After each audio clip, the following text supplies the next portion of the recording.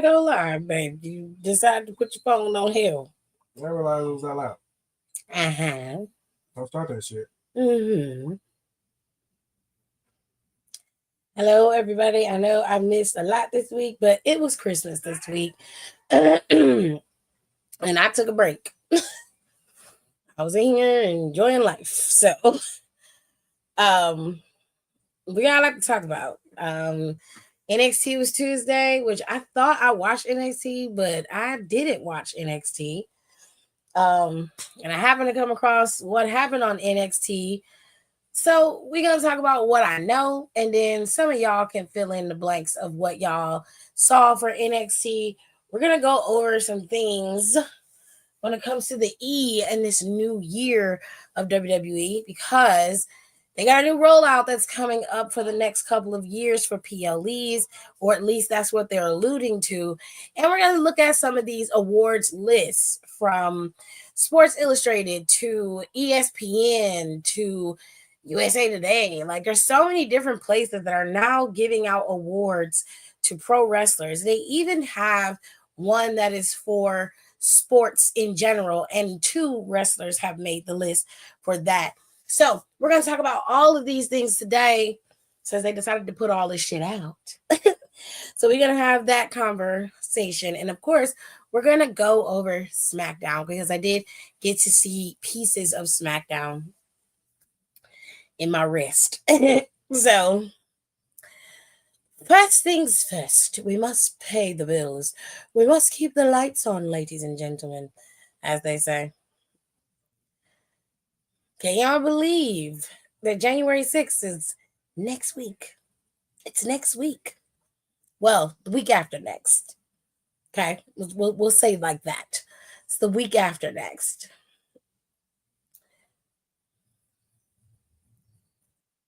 So before we get started, let us acknowledge the chat.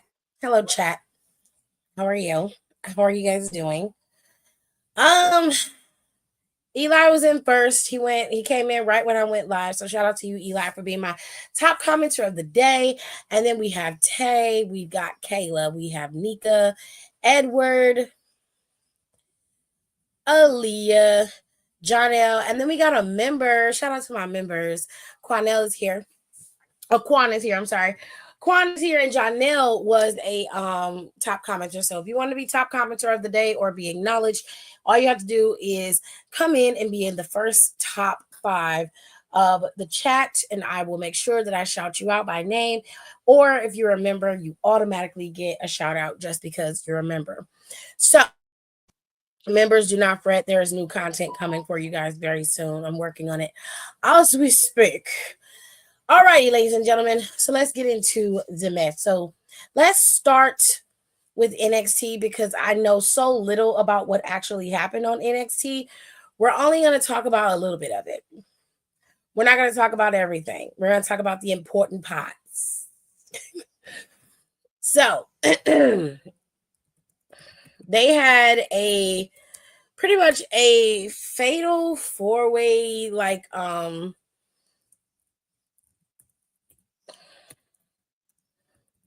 fight for the tag team titles to determine who was going to be the number 1 contender for that, for those titles. And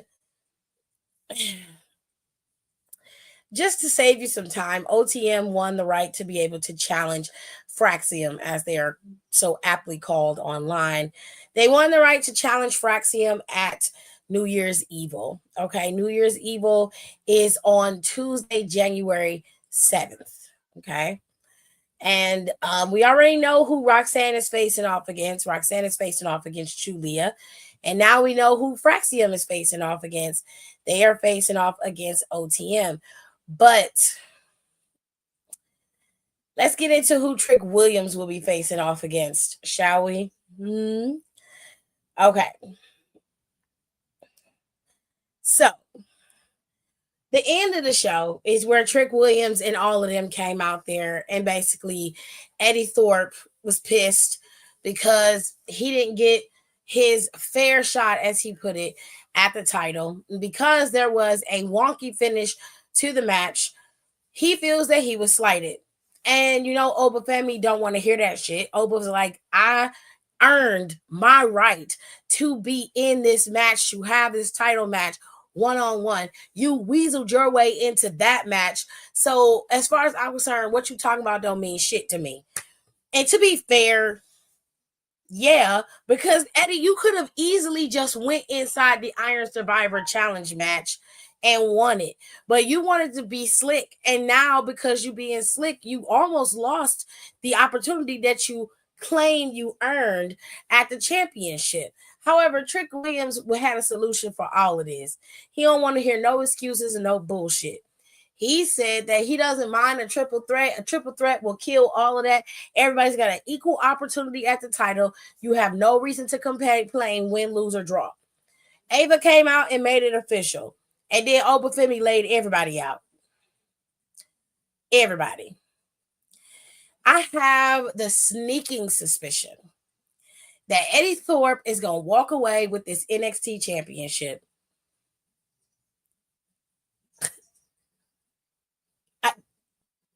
I don't know why. I don't know why they keep on passing me by, child. But the first thing that came to my mind, Eddie Thorpe for the win this goddamn title. And Oba's, if it goes by what I know, right?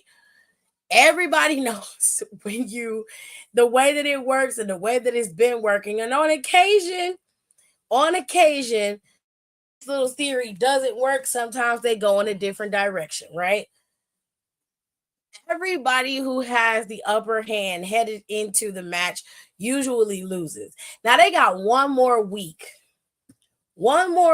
before New Year's Eve. That is next Tuesday on the 31st, which is actually New Year's Eve, which I thought should have been New Year's Evil. It was New Year's Eve. You know what I'm saying? It would have worked, but whatever. So there's that. There's a possibility that this could all play out in such a dastardly way. I don't see Trick Williams walking out with that championship either way. And I don't mean that to be disrespectful to him or to make it seem like, Trick isn't good enough as a champion. I believe in Trick Williams wholeheartedly as a champion. And in fact, I think that he would be an excellent, excellent champion. But I don't believe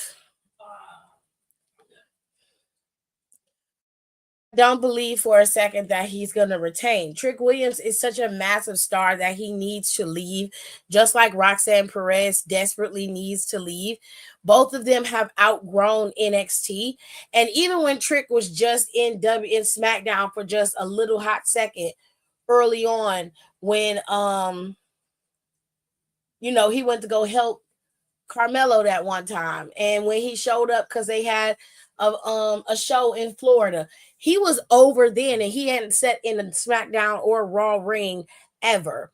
So in my humble opinion, he should be one of the entrants in the Royal Rumble this year, and he also should be brought up through the trade portal for WWE. I don't care where he goes. Personally, I think he would fare better on SmackDown, move Carmelo to Raw.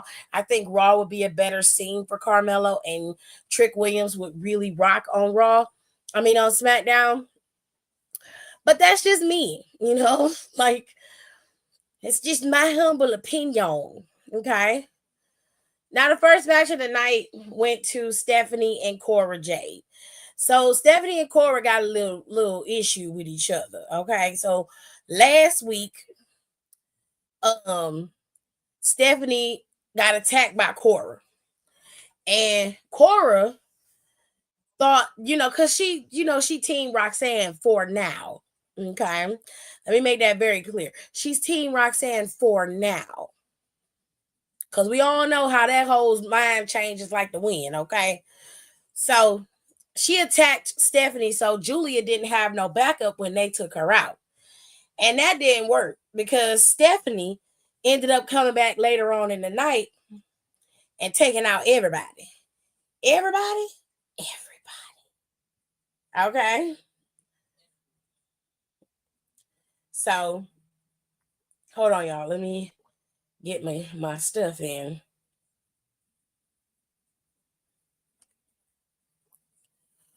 So this week, the match was set for for Stephanie and Cora Jade to go up against each other. And from what I saw, they had a pretty decent match. It's pretty fire between the two of them. Stephanie ended up beating Cora, you know, and um after that match was over, Cora got attacked by Kaylani. Now somebody got to explain to me why Kaylani attacked Cora Jade, because I don't know, 1+1 is not equaling 2 to me, and I didn't understand it. I knew that Kaylani had came out there at one point. I'm confused as to why she was out there in the first place. I don't know what took place prior to the match and after the match. I don't know any of that. All I know is I came across it, I saw it, and they were fighting. And I just wanted to understand. I was trying to grasp it, like wrap my mind around what I was seeing in terms of Kaylani having business with Cora Jade. But I don't know, because I have no clue what the motivation was. But Kaylani went after Cora Jade like Cora stole her man. Okay, she went out there with a black and purple kendo stick and beat the brakes off that girl. Stephanie had to restrain her to keep her from going ape shit. And I was just like, what happened here? Like, what made Kaylani go off the deep end? Am I mad at it? No. Not at all. I just want some clarification. So if anybody knows why Kaylani attacked Cora like that, or if Cora did something to her or whatever, please let me know in the comments, because I'm so confused. I'm so confused. We're going to move on. Lexis King went after the Heritage Cup this week after he went through Charlie Dempsey's dungeon style wrestling school. And this week, he decided to go after Charlie. He was granted the opportunity to get the title from Charlie. So the boys had their match. Now, I ain't gonna lie, I ain't watched this match. I can't even see clips of it, bitch. I don't know. All I know is Lexis King is now the Heritage Cup champion, which is bonkers. That is batshit crazy. I mean, I guess out of nowhere, he just turns into a good guy and starts this redemption arc. It was just a slime ball yesterday. Like nothing happened to you to force you to change. I realized that things are not good. And I'm like, nigga, things weren't good when you got your pudgy ass there. Shoot. Fuck going on around here. Anyways, during this match, William Regal came out there to try to help. And Regal gave him the brass knuckles again, like he did the first time, and Lexis King refused to use them. Now, Dempsey saw the knuckles on the ground. He picked them up, and the official thought Dempsey had knocked out Lexis King. So that led to a disqualification, which gave Lexis King the championship. Now, that is okay. So here's why because maybe I just don't understand Heritage Cup rules, right? I've never seen a title change hands via disqualification. No title. So I was very confused at what I'm so confused today when it comes to NXT. I did watch parts of I didn't watch the whole match. I didn't watch it at all. I saw a clip. So I'll be honest and say I saw the clip of Regal knocking out Lexis King and then the referee turning around when Dempsey picked up the knuckles. He thinks that he knocked out Lexis to win. I've never seen a title change hands on a DQ. I've just never seen that. So It's very, very interesting. Okay. I was like, wow, well, there's wow. So last week, the Unholy Union showed up and read Fatal Influences as for filth, which, to be fair, they definitely should have. If I'm being honest, Fatal Influences time as a group needs to come to a full stop. And it's not because they don't work, it's because there's no cohesion to their group, there's no rhyme or reason to that group, and they just don't mesh well. Even Fallon trying to change up how she is, Fallon still is a country girl with a heavy tan and dark makeup. And then you got the gothic rocker girl standing next to her, and you got this influencer looking bitch standing next to her. None of them fit in any aesthetic. At least when it comes to Candace, Naya, and Tiffany, there's a common goal there with the three of them. They don't look alike, they don't dress alike, but they work well together in spite of that. Fatal Influence don't work well together. In fact, oftentimes they look like they are not on the same page. Okay, they got mad because the Unholy Union called them out on their shit and was like, "Y'all don't even look like a motherfucking tag team. Y'all look a mess." Which, in fairness, I mean, y'all don't. Y'all never did, boo. Y'all always look like y'all came together on a whim. You know what I'm saying? On a whim thing. Like they was sitting in the back. You was like, "You got something to do?" Nah, I ain't got nothing to do. I ain't got nothing to do. You sure? You sure you ain't got nothing to do? Yeah, I'm sure, girl. Yeah, I'm sure. I ain't got nothing to do, babes. Okay. They decided today to get their gear together, child. I was like, oh, cute. Still ain't got the same gear. One of them got on zebra print with red on. One got on black and white. Love that for you, Fatal Influence. Love that for you.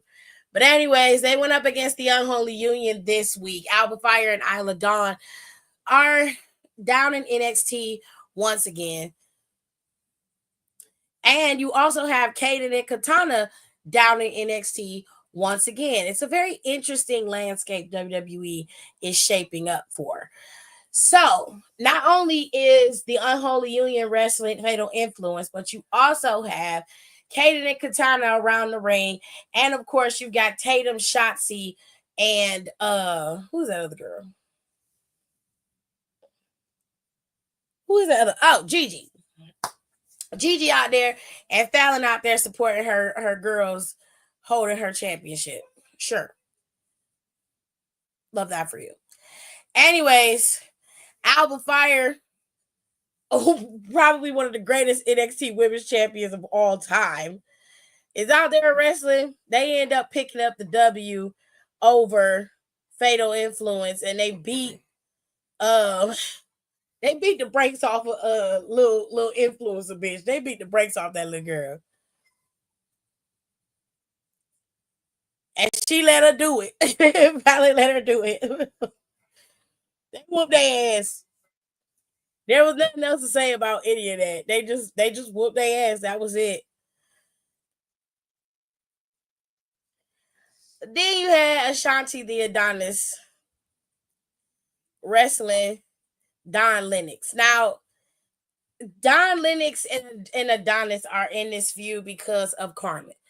Carmen's bitch ass went out there, went in the back and hugged Don. And they was talking. It's Dion, sorry. Hugged Dion Lennox. And they was talking and Adonis assumed that she was messing with the man. This is the most convoluted and unnecessary storyline I've ever seen in NXT. I hate it beyond measure because it's dumb. Just because you hugging somebody don't mean you messing with them. Just because you talking to somebody don't mean you messing with them. Like you and Carmen are not even together. I don't understand how I can explain this so that people can understand what's going on here. Carmen and Ashanti the Adonis are not in a relationship. They never have been. They have danced around the conversation. They have alluded and flirted with the idea, but they are not in a damn relationship. They are not committed to each other in any way, shape, or form. So just because you see her hugging someone does not mean that you have the right to be upset at all.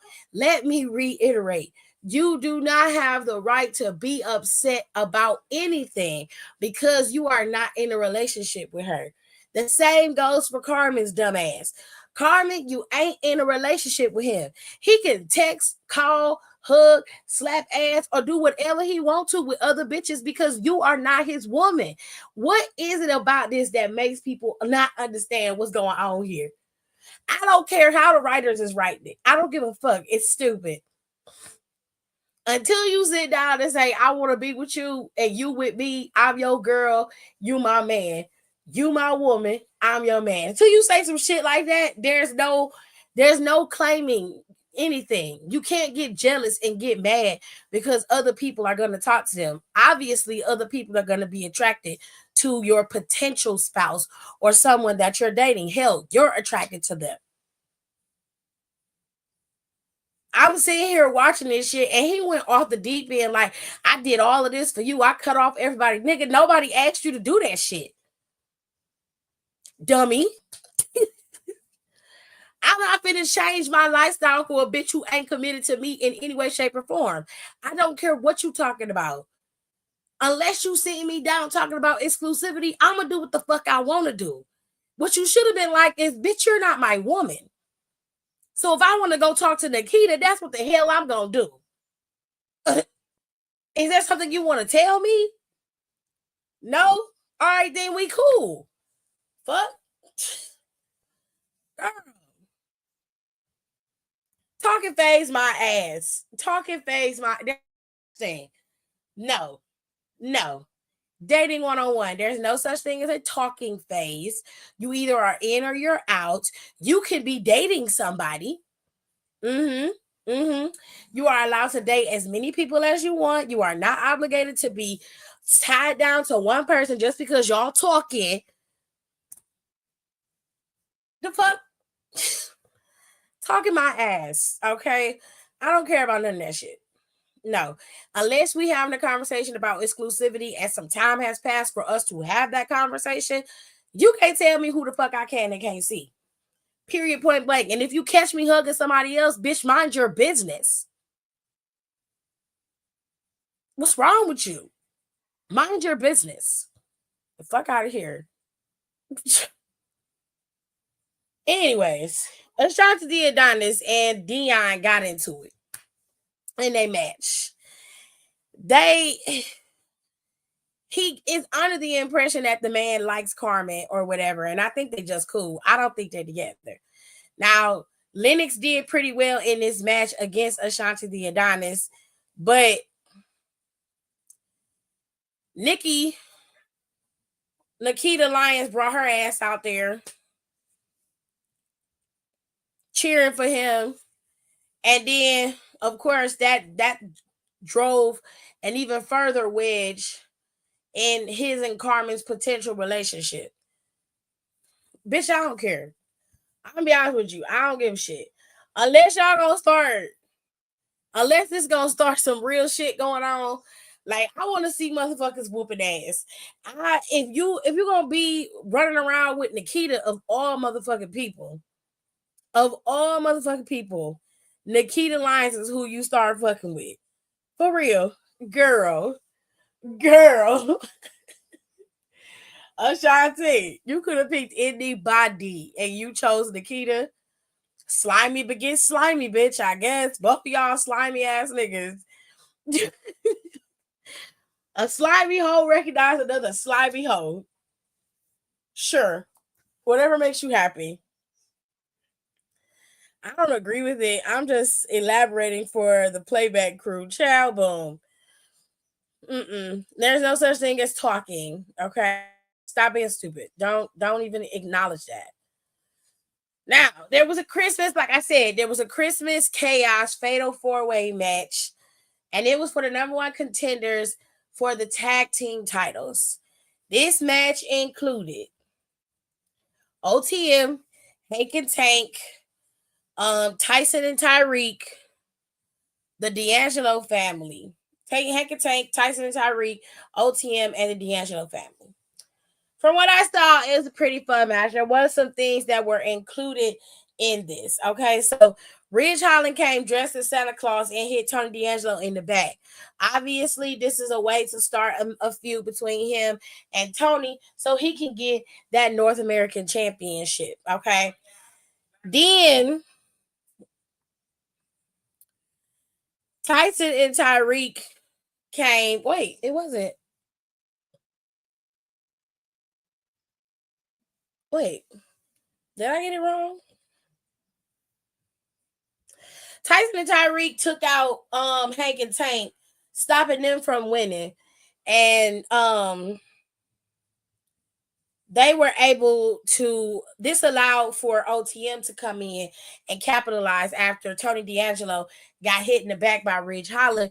And the D'Angelo family was basically, distracted. They capitalized and got the win. And now they are the number one contenders for the championships. Hold on, y'all. I shall return. Give me 5 minutes. Still don't know my words, still stressing perfection. Let you all in my mental, got me looking too desperate. Damn, you ain't desired.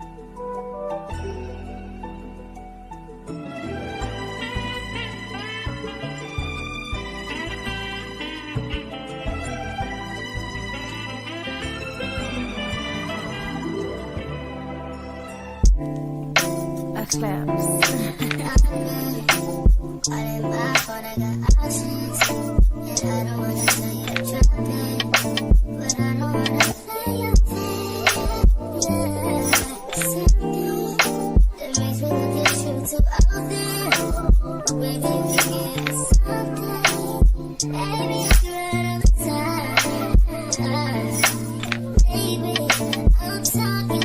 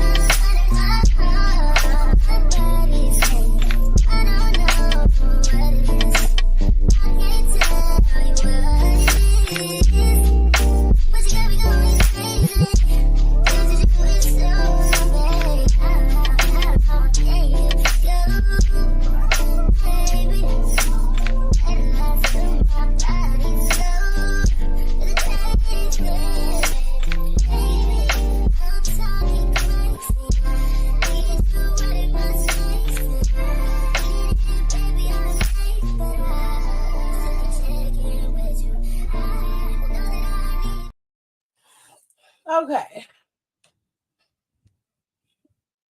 So moving on. Now, in between there was some, clips. Okay. Izzy Dame keeps being, I guess you could say, they are trying to recruit her into Sean Spears's group. It looks weird and it is weird. I don't know why, but it's weird. I guess Sean Spears is like, we need a lady. I mean, at this point, Izzy Dame's ass need to do something because she ain't doing shit. So, but I don't know if I would be a part of Sean Spears' weird ass group. He look like he look at people's windows. Not a fan. Not a fan.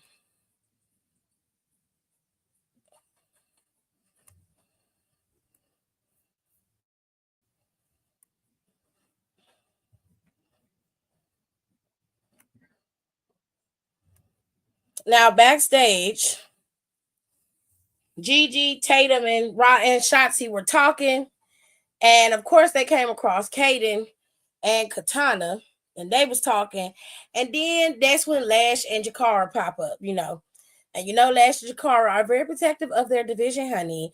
They like, everybody wants to be in our division. Everybody wants to be here. Why are you here? I don't know. I mean, they're not getting no play on regular TV, so I bring my ass to NXT.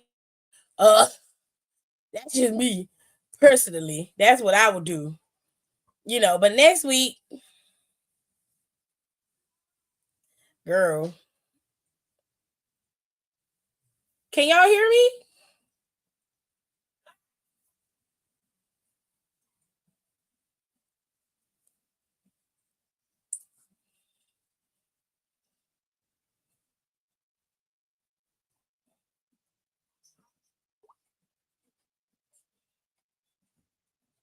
Nachi was lonely, child.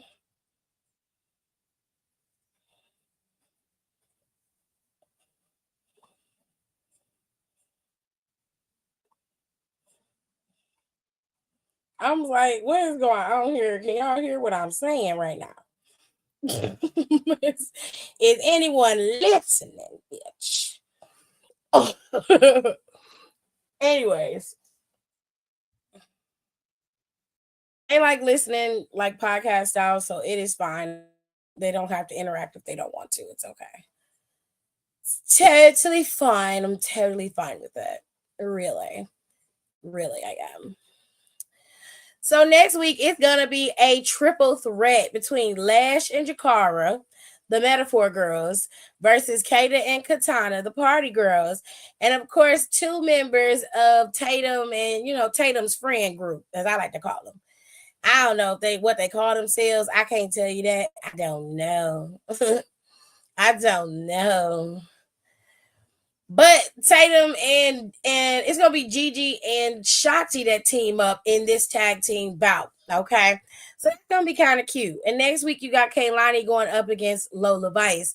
This is an interesting match right here. I don't know exactly what's going on, but it's very interesting. I'm interested in the match itself. So I'm going to be watching, babes.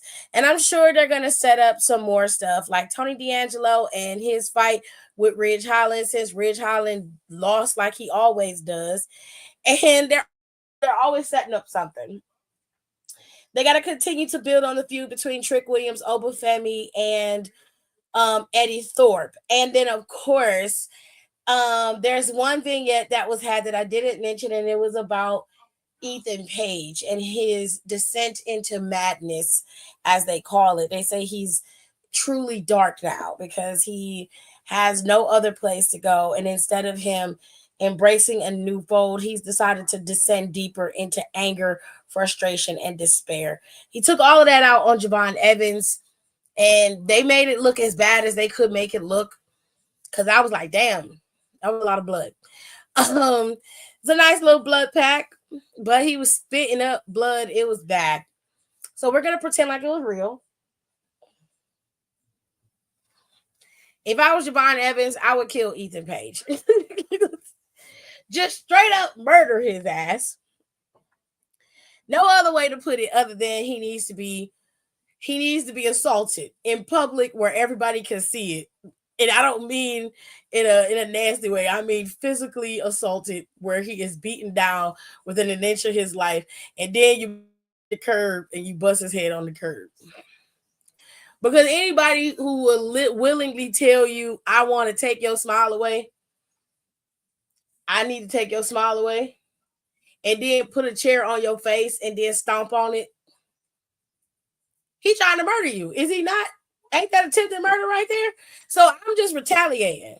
Okay. If it was me, I would make him bite the curb and then I would stomp on the back of his head. I think that's a fair trade. A mouth for a mouth. Only I'm actually going to be woman enough to execute and actually kill you. I would actually do it. But go off. Whatever makes you happy. Hey, Kitty Ken. Whatever makes you happy, babes. Whatever makes you happy and live your best life, honey. So New Year's Evil is January 7th. It's going to be in Los Angeles. And it's going to be... okay. So it says...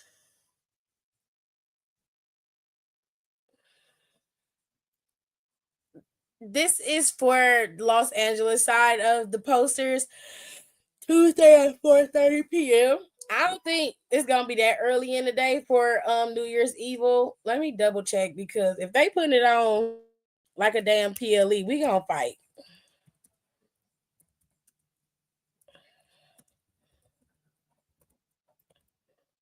Where this was a TV special. Los Angeles.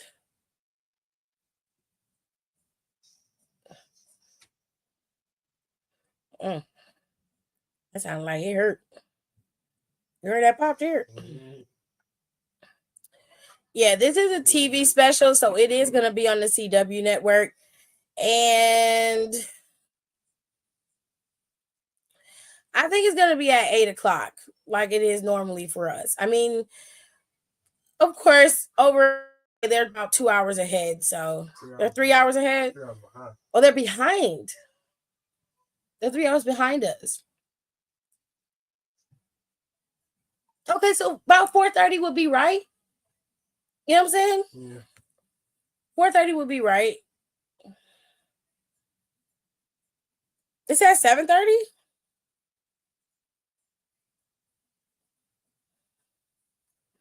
That's 1:30 our time, ain't it? No, it's like 7:30 our time. Yeah, it's 7:30. Okay. So they're 3 hours behind us. Did I get that right this time? Mm-hmm. Okay. So New Year's Evil is gonna be on the same day on a Tuesday, and I guess they'll start at 7:30. I didn't see it say it had a special start time. I thought it would start at 8 o'clock. So I did not know it had a special start.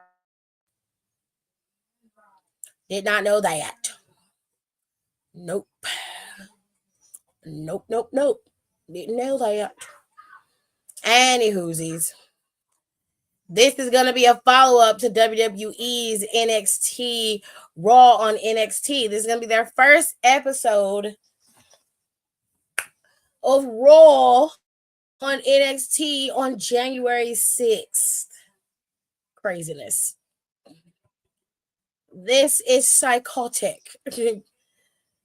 January 6th being the day is absolute nuts. Also, if y'all have not voted, it's fucking hot as hell in this house. I'm sweating bullets. If y'all have not voted for the year-end awards, you need to go vote immediately. Go to WWE.com, type in NXT 2024 awards, and it will come up for you to be able to vote in the polls. I think next week is when they're going to announce the winners and the people who won an award. I think next week is when they're going to do that. I'm not 100% sure, so don't quote me on that, but yeah, I think they're going to announce that next week. We already know the matches they're going to do next week, so there's that. So let's get into Smack It Downeth. let us partake in the SmackDown. Was nasty. it was an ugly place. Okay, they was out here being dastardly. I'm gonna get the stuff out the way that was interesting but not interesting because it's in a similar merry-go-round that it's always been in, and I'm looking for something else. We need something else. We need something new, fresh. Okay, we need something new and fresh, and we haven't gotten that. Nia Jax is stuck in hell, or we're stuck in hell with Nia Jax, and this whole Tiffany Stratton, will she, won't she bullshit. And at this point, I'm just tired. But let's just get into it. So SmackDown kicked off with Nick Aldis. Nick Aldis made it very clear that the events that happened at Saturday Night Main Event are abhorrent. And he, and of course the higher ups, were not going to allow Kevin Owens to get away with his behavior. He made it very clear that Kevin Owens was not the champion. And even though he is walking around with the property of the Winged Eagle Championship, that championship was supposed to be used for a one night only scenario. It wasn't meant to be used as the main title from here on out. And because Kevin Owens is walking around with an unauthorized championship, calling himself the rightful champion, Nick Aldis has called on Kevin Owens to make his presence known and relinquish the championship or face severe consequences. Now, Kevin eventually does come out there, which we'll get to in a second, but this was the message that kicked off the show for Friday Night SmackDown. Now, after that, the lead out announcements for SmackDown were that 6-woman tag team match with Bianca, Naomi, and Bayley facing off against Candice, Tiffany, and Nia Jax. I'm not gonna be mean to Bianca and any of these women because it's not their fault, but I am tired of this merry-go-round. There's nothing new being added to this and change anything, and it really isn't making it so that it's worthwhile to watch. Nia Jax is a boring champion, and I know a lot of people like her as champion, but she's boring. Her promos are not as good as everybody makes them out to be. The only one she had that was worth anything was that BBL Bayley, which, to be fair, could have easily been thwarted if Bayley had the chops to go at her the way I would have went at her. I'd have been like, "Is you mad or not? Like, is you mad because I'm slipping the waist? You know what I'm saying? And I'm thinking the right places. Is you mad? You mad? Bust down middle part. You mad? It's okay. I know you mad. You keep looking at my ass all the time. It's nice at it. Okay, I'm done. I'm done. I'm petty. I would have leaned into it, but Bayley ain't about that life, so she didn't do that. Anyways, she's boring.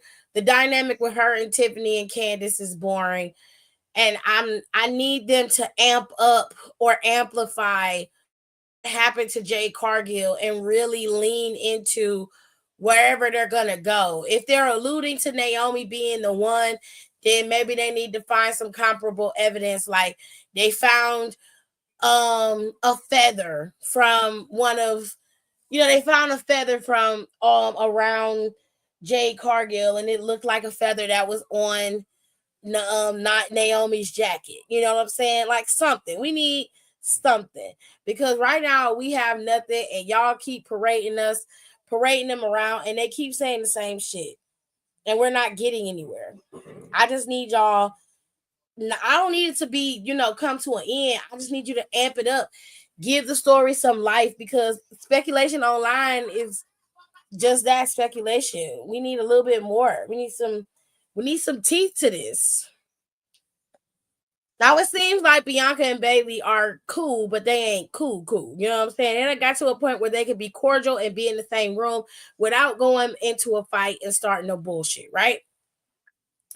So Bianca and the girls was out there, and Naomi came out there because prior to, you know, them going out and through the curtain, essentially, Bianca was like, I know it was somebody like Nia, Candace, Tiffany, or whoever, but she was like, when I find out who it is, we gonna get their asses for that. And I'm gonna take up for my girl. And then Naomi basically was just like, I'm not taking anybody's place. I to keep Bianca from losing the tag team titles. And I didn't want them to lose the titles this way, especially when Jade is not here to defend herself. So it seemed like Bianca is team Jade and Naya and Bianca all the way, even though a lot of people speculate that Naomi did this not only to get them tag team titles back, but also because they say that she feels that Jade was in the way and she wanted to bring her friends together, Bayley and Bianca and all of that good shit. I don't know. But if it do turn out to be Naomi, it need to be a real good explanation. The tag team titles make sense, but at the same time, I'm gonna get to why I don't like that in a minute. Out there and basically alluded to the fact that it was Bianca who took out Jade. She said that Jade was a better wrestler than her. She was taking up all the sunshine, all the light, all the limelight, and she wanted to get her out the way. And she knew if she teamed with Naomi wouldn't take up too much of her spotlight and she could shine. Jade is bigger, she's stronger, she's better, and you just need to admit that that's what you did. She was like, I didn't take her out. None of my crew took her out. She was like, Tiffany couldn't even help us beat y'all to win the tag team titles last week. You think she's gonna have enough courage to be able to take out Jade Cargill? Girl, I said the way that sentence was prefaced is wild as hell. So not only did you make yourself look like a loser, as somebody who is incapable of winning matches on their own, which time and time again has been proven, okay? You also cut down the homegirl who's supposed to be keeping you 10 toes down. And it's very interesting. The dynamic between Tiffany and Nia is very much a bully style dynamic. Tiffany obviously latched on to Nia for the protection, but Nia keeps a watchful eye on Tiffany Stratton due to her having a briefcase. But not only that, because she knows Tiffany ain't really about that life. But Nia bullies Tiffany Stratton to the fullest extent, choking her out almost when she lost, threatening her every 2 to 3 nights a week. She's threatening that girl. Then she cast her to the side for Candace bitch ass. And Candace is no better than Tiffany Stratton in terms of them having matches and winning. But Candace placates and gives all of the troubles to Tiffany Stratton, to which Nia agrees and gives all of that and gives all that bullshit to Tiffany. Now, if I was Triple H and I was having my first SmackDown at a 3-hour mark, Nia Jax would be dropping that motherfucking championship to somebody. If it ain't Tiffany Stratton, it would be to somebody. Do you understand? She dropping it to somebody because Nia is not fun to watch as a champion. I don't care what anybody says. Y'all can argue about it all day long. You can get mad in the comments if you want to. I really don't care. If you look at the track record of these feuds with Nia Jax and everything that she's had going, she wasn't the reason why things were fun and interesting. She never is. And that's not to say that she hasn't improved as a wrestler. She has. She has improved as a wrestler tremendously. Her wrestling prowess is great. His matches have improved 150%. But her as a character, developing and adding storyline to the character, being able to push forward the storyline, especially with her being the lead in the storyline, no, she does not work well in that regard. It's not fun. I wouldn't make Nia champion for a while. She'd be a mid-card champion for sure, but I wouldn't give her the championship again. No, because she's boring. I'd rather Candice be champion. At least Candice will be interesting. But Nia Jax is boring. Plain and simple. Now, they did all this rigmarole, had the match. Tiffany Stratton was getting ready to cash in on Nia, and Candice told her no. They started fighting. This led to the distraction, and Candice, I think, ended up eating the pin, and they ended up losing the match to Bianca, Naomi, and Bayley. It is what it is. Okay. It is what it is, unfortunately. Now, Chelsea Green finally showed up on SmackDown, child, after she done went on her little Disney tour. She decided to show up, and she had Piper there dressed like dressed like her mama at her wedding. Just Piper looked like she was giving her away at the wedding, child.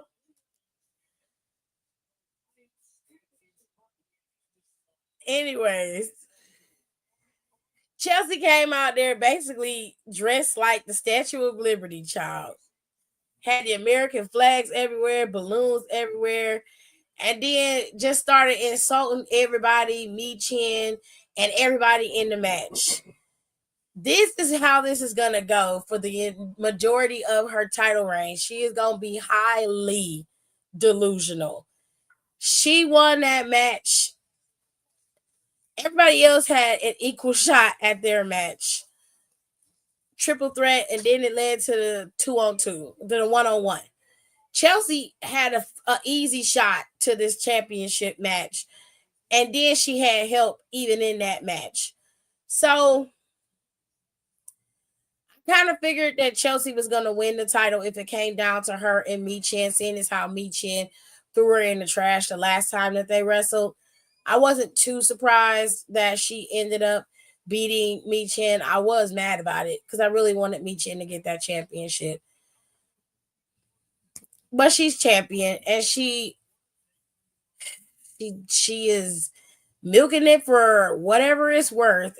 I can tell you right now, I'm not a fan of it, but I know a lot of people are, and that's okay.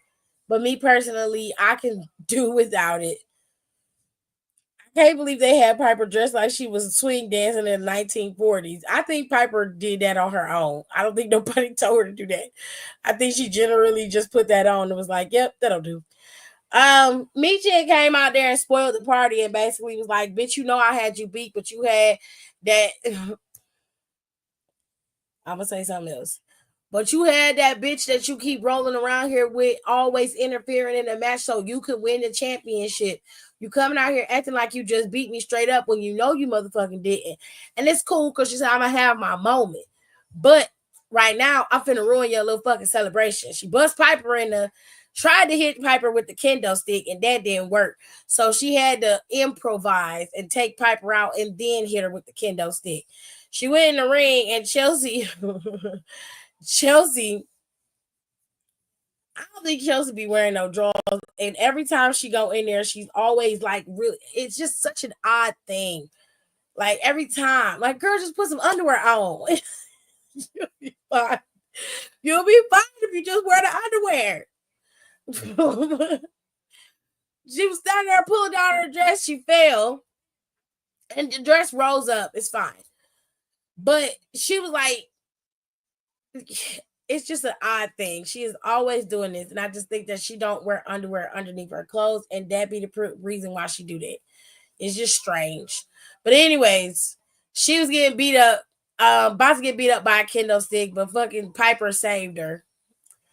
After the show was over, they had the SmackDown Lowdown where Michin made it very clear that she was going to be hunting Chelsea's ass down until she got that championship match. And let's get into what else happened on SmackDown. Because while all of these storylines are good, it's the last one that really, really gets you together. Braun Strowman had a match with Austin Theory. This out of the reason that last week he destroyed Grayson Waller's set. Grayson wanted to be compensated, and Nick Aldis did not compensate him for this. As they left the office, Austin Theory was informed he had a match. Well, he knew he had a match with Braun. And so he was headed to the arena. But not before Sami Zayn pops up. Now, if you don't recall, this past Monday, Sami Zayn was attacked viciously. He was viciously attacked by none other than the Bloodline. And Sami said, I want my lick back. He said, now look, I know I'm not a SmackDown superstar and I'm not trying to, force your hand to do anything. But he said, I came here because I want a shot at the Bloodline. They attacked me last week and it wasn't even I wasn't on their show. I was on mine. They came in there and attacked me and I want to get my lick back. Nick was talking to him and was like, all right, well, let's see what we can do. Carmelo Hayes pops into his office and was like, hey, Nick, you tried to humble me last week. That backfired. So I gave you a little Christmas card. Merry Christmas. Christmas card was essentially a picture of Braun Strowman losing and him standing tall winning. And he tried to give it to Sami as well, to which Sami was like, I don't know if you know this, but how things work around here is when two people are talking, you wait your turn and you don't interrupt. He was like, excuse me. He just starts talking again. So Sami like, no, you don't get it. He said, like I said, I don't think you know how things work around here, but when two people are talking, you wait your goddamn turn. I was talking to Nick. I was here first. You need to get it behind the line. So I don't know what he says. He said Carmelo said something. And Nick was like, Sami was like, you know what, Nick, you could put the Bloodline business on hold. Give me Carmelo Hayes tonight. Maybe I could be some respect into him. Nick said, you got it. Cool. So the match was made. It was Carmelo Hayes versus Sami Zayn, to which was a pretty decent match between the two men until Carmelo decided he didn't want to get his ass whooped no more. Ran out the ring and he tried to run, but Braun Strowman came out there and ran his ass out the arena. The little bitch ass just ran. I ain't never seen no grown man run so fast like that in my entire life. He just ran out, child. So after he ran out, the Bloodline came in and attacked Sami from behind.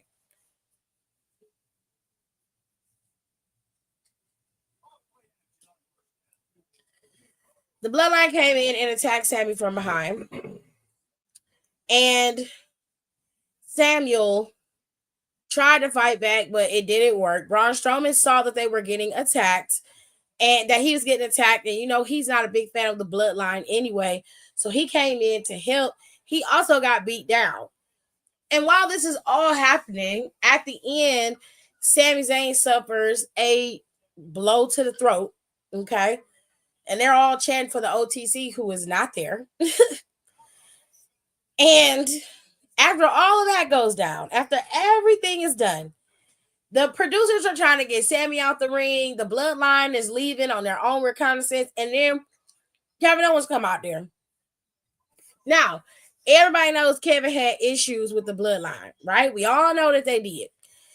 Kevin completely ignores the Bloodline and walks out there because Nick is already out there. And he was like, Nick tells Kevin, hey, I want the Winged Eagle title. There's no other conversation that needs to be had. Give me the championship.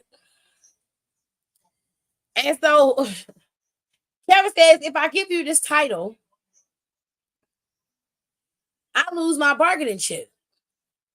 I am the rightful champion. I earned the right to be able to call myself champion, but because the referees are so incompetent, I didn't win. That's not true. And for those of y'all who listening to this or listen to my videos and continue to say that Kevin Owens deserves to have the title because he was screwed out of the title, no, he was not. Kevin Owens screwed himself. Who brought the chair into the ring? Kevin Owens did. Who knocked out the referee the first time? Kevin Owens did. If we're being fair, both Cody and Kevin accidentally knocked out two separate referees. And then Kevin decided to cheat and go get the chair. He caused his own demise. There is no, what he did to Cody was justified. That's bullshit. And you know it is. If you want Kevin to be champion, then just say that. But don't try to justify it with some bullshit ass narrative as if he's some kind of fucking martyr. Because you know that's not true. Anyways, Nick said, I ain't playing with your ass. He said, you either give me that championship or you will be fired. Hand it over. That's when Cody music hit. Cody came out there and Cody said, look, Nick said, listen, your neck is messed up. You are not cleared to be here. I don't want you to get hurt. And Cody was like, Nick, you ain't got to, you ain't got to do all this extra rah-rah or threaten to fire him for that championship. You ain't got to do none of that. Cody goes into his speech about why he wrestles or why he does what he does. And Kevin tried to mock him, and Cody wasn't having that shit. Cody said, Kevin, shut your ass up. Okay, you done said enough. And I was like, oh, Homelander done reared his head, child. Baby, Cody said, you want to have a fight where there's no inhibitions, there ain't no referee interference, you can't complain and bitch about the referee's decision? Fine. I got a way for you to make this so you can feel great about it. We're going to hang these two titles over this ring, and it's going to be you versus me in a ladder match. Kevin said, okay. All right, you got your match. And then he tried to shake his hand. I wouldn't have shook your hand either, you bitch ass nigga. What did you think I was gonna do? You understand? So, because he didn't shake his hand, Cody turned around and Kevin pushed Nick Aldis into Cody. That caused Cody to fall. And then Kevin stomps on the back of Cody's neck and did it repeatedly. I said, oh, so this the type of shit we own. All right, bet. So anyways, that's how it went off with Cody Rhodes holding the back of his neck and Kevin standing tall with the championship, smiling from ear to ear. He is very happy with his work. Kevin Owens is not going to become the champion. That's not happening. I know a lot of y'all want it to happen, but it's not going to happen. Sorry. Now, the rest of the show was focusing on the Street Profits, the tag team champs, and Andrade's build up to his match with Shinsuke Nakamura. So, Andrade had a vignette where he basically was like, he gonna get Shinsuke because Shinsuke didn't have to attack him like that. He ain't like that shit. He gonna prove that he deserved to be there and he could become United States champion once again. Cool. Love that for him. Now, Street Profits is on guard because, listen, they got a tech that was out for like 2-3 weeks, okay? They is not happy campers. So they was like, who the fuck attacked us? Now, Pretty Deadly knew who attacked them. And Pretty Deadly was like, Nick Aldis was like, I got a witness, so I'm calling in DIY. He called DIY to his office. He said, now, I'm going to ask y'all one time. Did you attack? Do you know who attacked the Street Profits? Do you know what happened in that situation? And both of them was like, no, we don't know anything. Don't know what you're talking about. Sorry. And Nick was like, you sure? And they was like, yeah, we don't have anything to do with that. So he was like, well, I have 2 eyewitnesses that say otherwise. And Pretty Deadly, he was like, okay, Pretty Deadly, tell him what you saw. Pretty Deadly was like, well, if you give us our musical time, we will gladly tell you. And he was like, this is not a situation of bargaining. You either tell me or you're going to be in the unemployment line. And he was like, sure. No problem. It was the Garzas. It was the Garzas. He said, are you sure? He was like, yeah, it was the Garzas. The Garzas did it. Love that. So, BFAB and them walked up and like, so it was Angel and them who did it. All right, bet. They went around the corner and found them niggas and started scrapping. This led to a match between the two of them. Now, the match was pretty dying good. It was pretty dying good.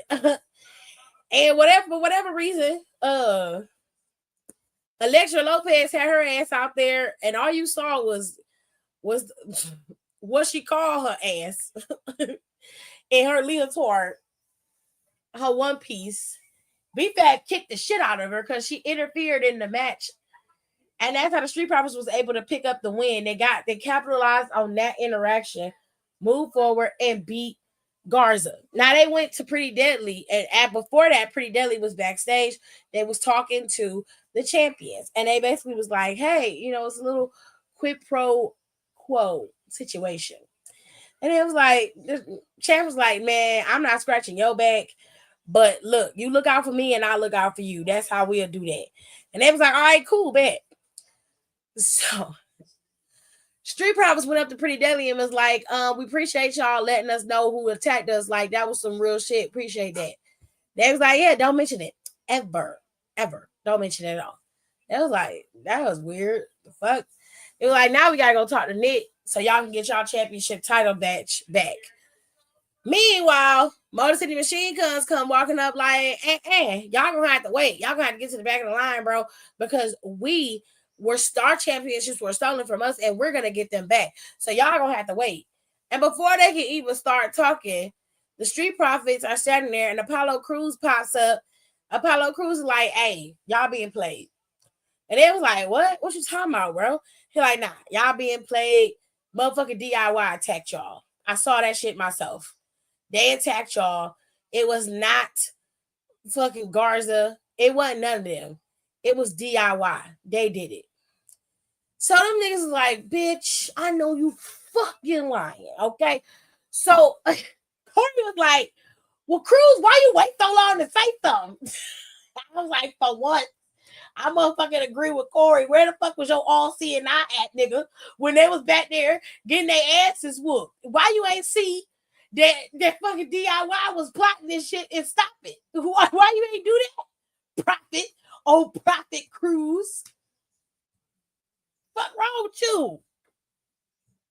Could have avoided ass whippings. I can't believe they had Piper dressed like she was swing dancing in the 1940s on some Do Dirty Types. Well, yeah. She was dressed like she was in the 1940s, y'all. That's true. it's very true. And that's pretty much it when it comes to SmackDown there. And I mean, they pretty much left it at that. You didn't really get anything else. So it going to 3 hours is going to be very interesting because I want to know how they're going to swing this going forward. Now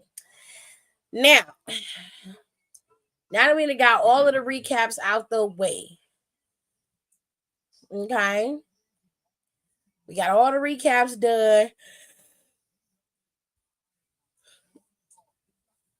We're going to talk about some of these conversations that are being had across the internet.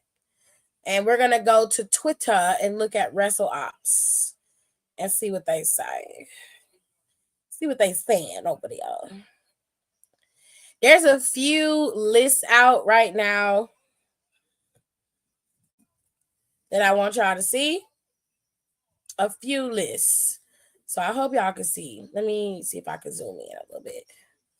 Let's click on that. All right. Excuse me. So the list over here is full. This is the full list.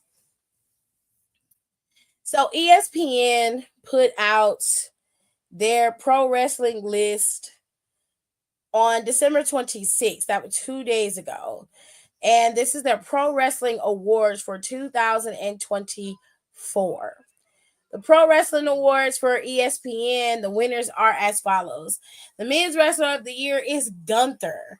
Women's Wrestler of the Year goes to both Roxanne Perez and Toni Storm. Tag Team of the Year goes to Fraxia. Debut of the Year is Jacob Fatu. Breakthrough Wrestler of the Year is Swerve Strickland. Yeah. Best Promo Artist goes to Drew McIntyre. Double. Yeah.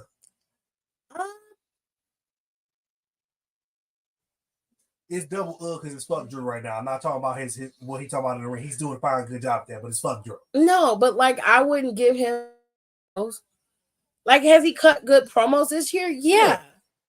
But he doesn't have the best promos of the year. Of the year? Really? He's the best promo artist? That's what I gave it to. Over Joe Hendry? Really? Wow. Joe Hendry, you could have given that to CM Punk. CM Punk been cutting Drew McIntyre down all fucking year. I don't know. Maybe I'm just crazy. Best match of the year goes to Bryan Danielson versus Will Ospreay. I speak to best match of the year because I don't watch enough wrestling across the board to look at that.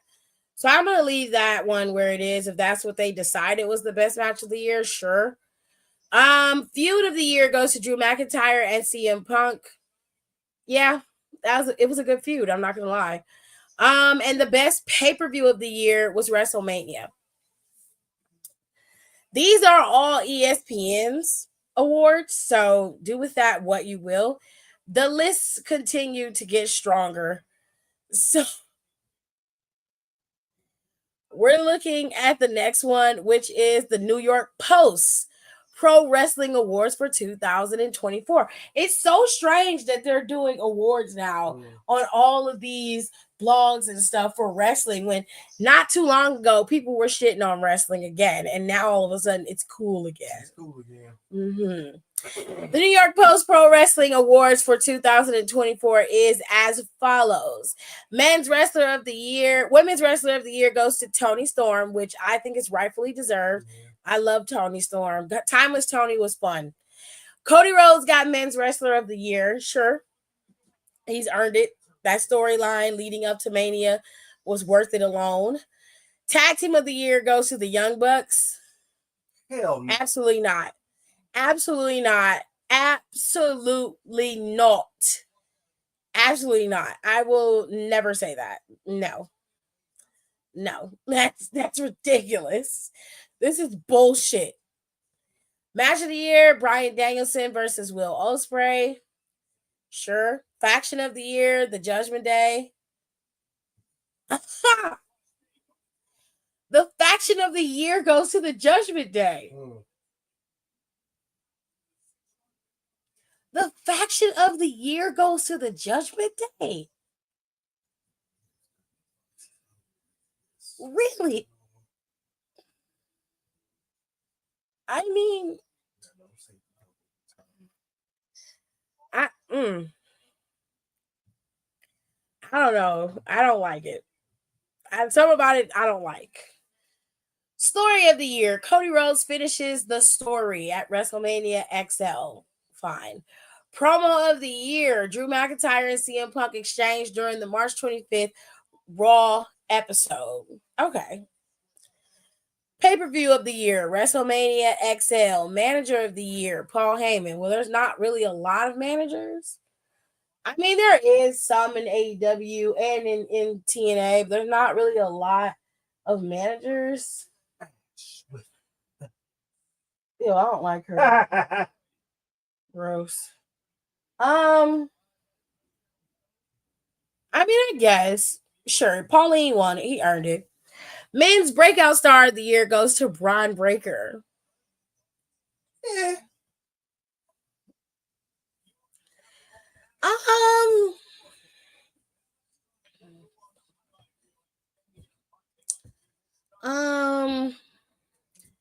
Okay. Women's breakout star of the year goes to Mariah May. Sure, I wouldn't mind Mariah May getting that award. I think she's earned that. I honestly think she should have the oh my god moment of the year. Liv Morgan kissing Dominic at SummerSlam wasn't an oh my god moment. I disagree with that one. Return of the year, The Rock on Raw Day 1. I don't even remember that. Oh, yes, I do. Okay. Oh, I remember. All right. Because that's when they switched the damn storyline up and had Cody doing this uphill battle against the Bloodline and The Rock and shit. He was like, Mama Rhodes. Mama Rhodes. That's all he kept saying. Mama Rhodes. Mama Rhodes. You see that blood, Mama Rhodes? You see that blood? That's your son's blood, Mama Rhodes. It's your son's blood. You know, It's yours too. I mean, Technically, it's part of Mama Rhodes. they said the oh my god moment of the year was Liv Morgan kissing Dominic at SummerSlam. I strongly disagree. I mean, we saw that shit coming. I believe that Mariah May taking out Toni Toni, Storm after she won the Owen, I think it was the Owen Hart tournament. That was the oh my god moment of the year because I didn't expect that at all. I was shocked. Biggest story of the year: Vince McMahon's sexual assault allegations. Let's leave the bullshit out of the list. Yeah, Right. why would you include this as the biggest story of the year? We're talking about wrestling, not that. Stuff that happened in the ring. What's Like, what wrong the with fuck? you? That's disgusting. Like, Mm-mm. That's nasty work right there. you're gross. You're both gross. So the Ringer.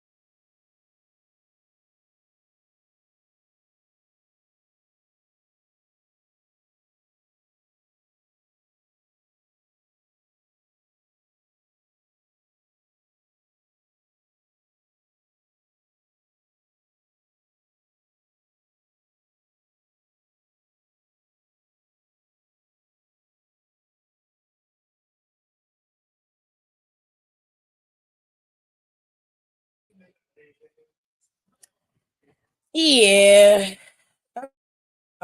It kicked me out.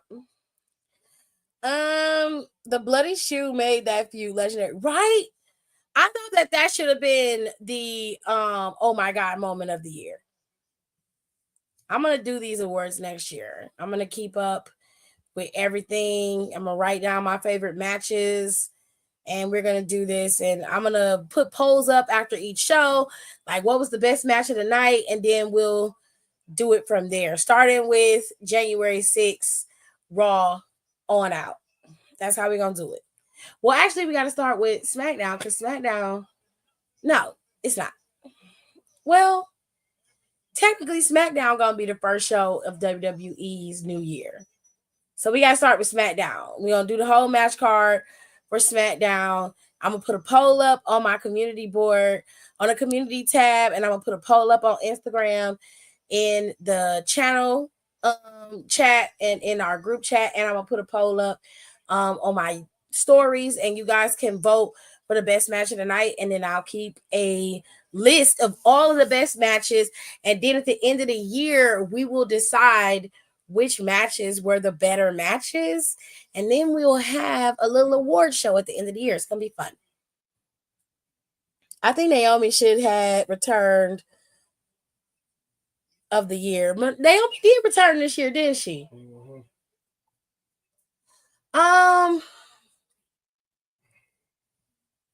Well, she showed up at the Rumble. So while I I love Naomi, and we kind of expected her coming back. The Rock showing up just is what it is, unfortunately. Biggest story of the year. It couldn't just be Cody winning or something. Right. Like I would have been okay with them picking, Dominic turning on Rhea. That's a good pick. You know what I'm saying? Because if you wasn't paying attention, you would have believed that Dominic really wanted to be, with Rhea Ripley again. You know what I'm saying? Like you wouldn't have thought that they was tearing it up, or everybody turning on Damian and Rhea. Like that's a good story. Oh my God. But hell, you could have went with fucking Drew. Damian cashing in on Drew. Yeah, Damian cashing in on Drew is a good oh my God moment. Oh, that's a good oh my God moment. Okay. So we went to the Ringer to see how many favorite sports moments they have on from wrestling. Okay. So they've got some stuff from the Olympics from this year, which is cool. Noah Lyles becoming champion. Again, this is the Olympics. Kyle Shanahan forgets the overtime rules in the Super Bowl. Did that happen? That's how they lost. What? Freddie Freeman's walk-off grand slam in the World Series. Okay, we're going to keep going. Francisco Lindor. Oh, I miss Lindor. That one was kind of significant. If you know the backstory, I can understand why they put that one up there. I miss Lindor. I wish he would come back to Cleveland. I love him. They just signed Juan Soto. He's staying in New York, baby. No. Baby, come back. You can put it all on me. I was wrong. Hell no. Steve is crazy. We gonna skip past all the BS. Charlie Woods sinks a hole in one in front of Tiger. Who cares? Tiger Woods old ass. No, that was his son. Is that what? Shit. We don't give a shit. We're looking for the fun stuff. Not really looking for the fun stuff. We are. That's crazy. I just scroll all the way down. They ain't put it up here. Saquon Barkley melting reverse hurdle. The one they put in the game? That one was actually fire. I ain't even gonna lie. Hurdle is crazy. Anthony Edwards dunk of the year. Damn.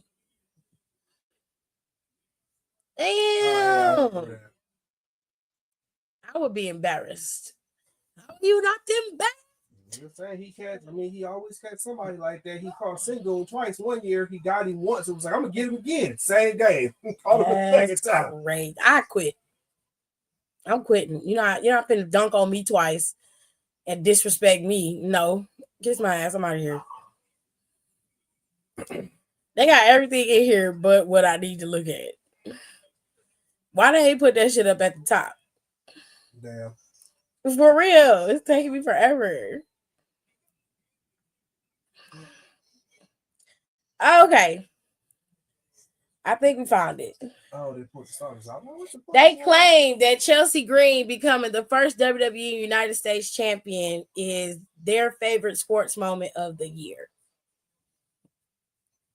For wrestling. Yeah. All the shit that happened. Yeah. You go with Chelsea. Yeah. I mean, I like Chelsea. Chelsea is great, but there's a lot you could have picked from. Yes, and I feel like that was, I guess it's a new title being introduced. Chelsea had a long, winding road in WWE. She got through to WWE through Tough Enough. She then ended up going into NXT, and she's been rocking and rolling ever since. She got fired. She came back.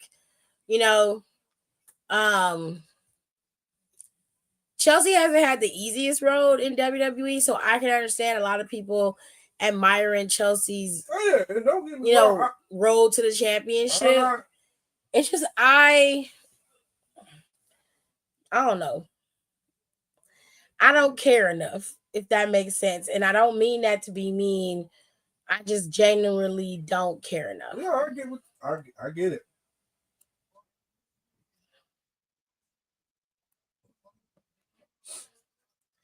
I feel like Cody shit is way at the bottom, which sure. Here it goes. Cody Rhodes finally finishes his story. Finally, in like brackets, like among the top 55. Yeah. Yeah. So somebody named Cole said that growing up as a pro wrestling fan was how I got addicted to the long-term storytelling. Back then, WWE programs, especially those at the top of the card, could last a year. The Mega Power storyline between the Macho Man and Hulk Hogan ran from 1987 till roughly February 1990. As the promotion grew and attention span shortened, you started to see faster title changes and storylines that would run for a few months, as opposed to a few years. But pandemic, there was a creative shift. Roman Reigns and his bloodline storyline in particular ran for the better part of 4 years, detailing Reigns' domination of WWE while also building on the legacy of his Anoa'i family in the industry. It was a historic reign, no pun intended. So powerful that the person who ended up knocking Roman off the mountain would become the new face of the WWE. The face appeared to be Cody Rhodes, who returned to WWE in 2022 after a 6-year absence with one thing on his mind, and that was winning the WWE Championship. The one title his father, the late great Dusty Rhodes, was never able to obtain. A pectoral muscle tear derailed his plans in 2002, and he came up short in his WrestleMania 39 event against Reigns for said WWE Championship. After spending the rest of 2023 grinding against a litany of opponents, Rhodes went on to win the Royal Rumble for a second consecutive year in 2024, again setting his sights on Reigns in an effort to finish the story, a phrase that gained steam ever since Uddy uttered it in April of 2022 on a promo on Monday Night Raw. Something had changed though. Dwayne "The Rock" Johnson had returned to WWE in both executive and performing capacities, and he had plans of his own. Instead of Rhodes finishing his story at WrestleMania in Philly, The Rock would be taking Reigns on for the title. From there, it was off to the races. A very loud portion of the WWE fan base wanted to see Rhodes finish his story. Rock referred to those people as the Cody Crybabies, while others wanted to see the two pillars of the Anoa'i family face off at the historic 40th edition of WrestleMania. What fans ended up getting was even better. Because the two-night nature of WrestleMania these days, you're guaranteed two main events before the weekend is over. At WrestleMania 40, the Saturday night main event, which ended up being a massive tag match of The Rock and Roman Reigns versus Rhodes and Seth Rollins, had implications for the Sunday night main event, which featured Cody facing Roman again for the WWE Championship. Rhodes' teams lost. Sunday night would be Bloodline Rules, which basically means that anything goes, and there was more potential for Reigns to win. Spoiler alert, Rhodes' team lost. But on Sunday night, with a little help from his friends, which happened to include John Cena, The Undertaker, and Rollins, Cody was finally able to defeat Reigns and finish his story in a little over 2 years after the start of his journey. This was a huge ordeal, so massive that WWE released a behind the scenes documentary about how they pulled this off and showed what happens when WWE operates at its highest level. I truly thought that Philly would riot if Reigns defeated Cody in another Mania main event. And that was because of the fan base's investment in a storyline that was allowed to breathe and take shape, as well as pivot when new opportunities arose. The finish to Rhodes' story made things more difficult for WWE's future epic tales, but that's what I like to call a good problem. That was actually a really well written article. We love that. It's very cute. Love that. Thank y'all. Thank you so much. Thank you so much. So we had that list. Okay. That was a cute list. Here's something else that was very, very interesting. Jeff Hardy decided that he wants to have his final match And the final match he wants to have is to retire CM Punk. He said, and I quote, ultimately, I'd really like to do something really cool. A match in the WWE and do the Hall of Fame, etc., to really end it on the highest note possible. It'd be really special to have a killer match. Maybe make CM Punk retire and then go into the Hall of Fame. Why can't your ass retire and then go into the Hall of Fame? No shade, Jeffrey. No shade, babe. But CM Punk has more longevity in wrestling at this moment than you do, given what you've put your body through physically and, not to mention the drugs and the alcohol. It's no shade. I'm just calling it like I see it. Okay. So let's talk about the lists that were outrageous. Okay, let's get into these lists. This is Sports Illustrated's ranks, the top 10 men's matches of 2024. There is a trend here for all of these matches. And I can't shit on it because, to be honest with you, I don't watch, like I said, I don't watch enough wrestling all the way through to give like, oh, well, this match was better than that match. So I'm not, saying that the matches were terrible or great in any way, shape, or form. I'm saying this list is overwhelming in Will Ospreay's favor, and I don't like that. And I feel like there are much more matches that you could have talked about. This list is also overwhelmingly in AEW's favor, with the exception of one TNA match and one WWE match. Everything, well, there's 2 WWE matches on here. Okay. Everything else is AEW. Everything with this in, yeah. Everything else is AEW. It's weird. Like, not even, you have no New Japan matches in here. Nothing. All of it has to be AEW. And almost every single AEW match that is listed here has to do with Ospreay. I don't like this. This list is biased as hell. I'm not a fan. I'm not a fan. I would have made that one pun on purpose.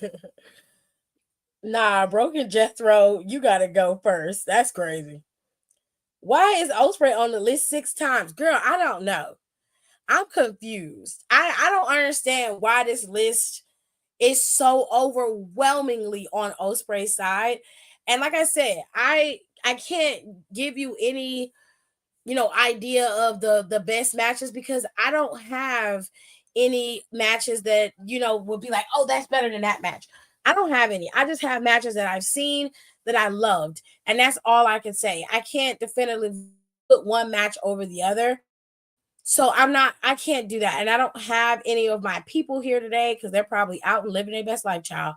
I don't have any of my people here that actually would be able to do that for you. So for me, it's not about, Will Ospreay, it's about him having so many matches on this list. And there have been other matches that have been in other, that have been really amazing. Like, he literally is in the top 5 3 times. And you can't be serious. Like, you just can't be that serious. This list is unserious as fuck. Sports Illustrated, you gotta do better than this. Like, I'm okay with you liking Will Ospreay. That's fine. You can like him. You can, if he's your favorite, love that for you. But come on. You know what I'm saying? Like, this is a complete farce. This is bullshit.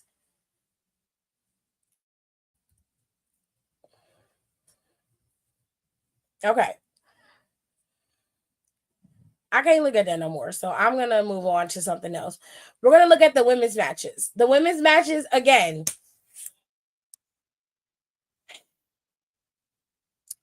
the women's matches are not as bad as the men's matches, but Mercedes being on this list so many times.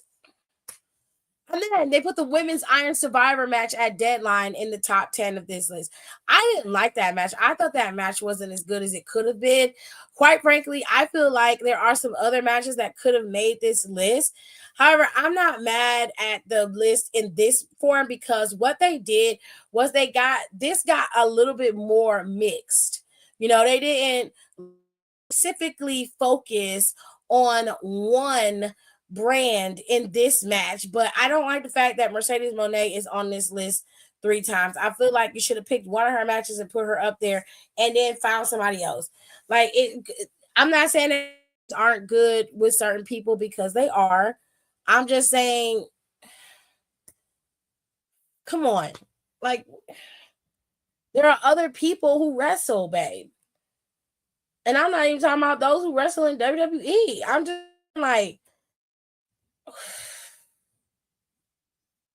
whatever.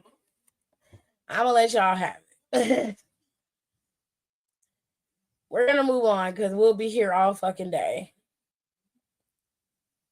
Number 8 is New Japan, but that barely counts. I mean, I'm just saying, like, it just seemed like there was no.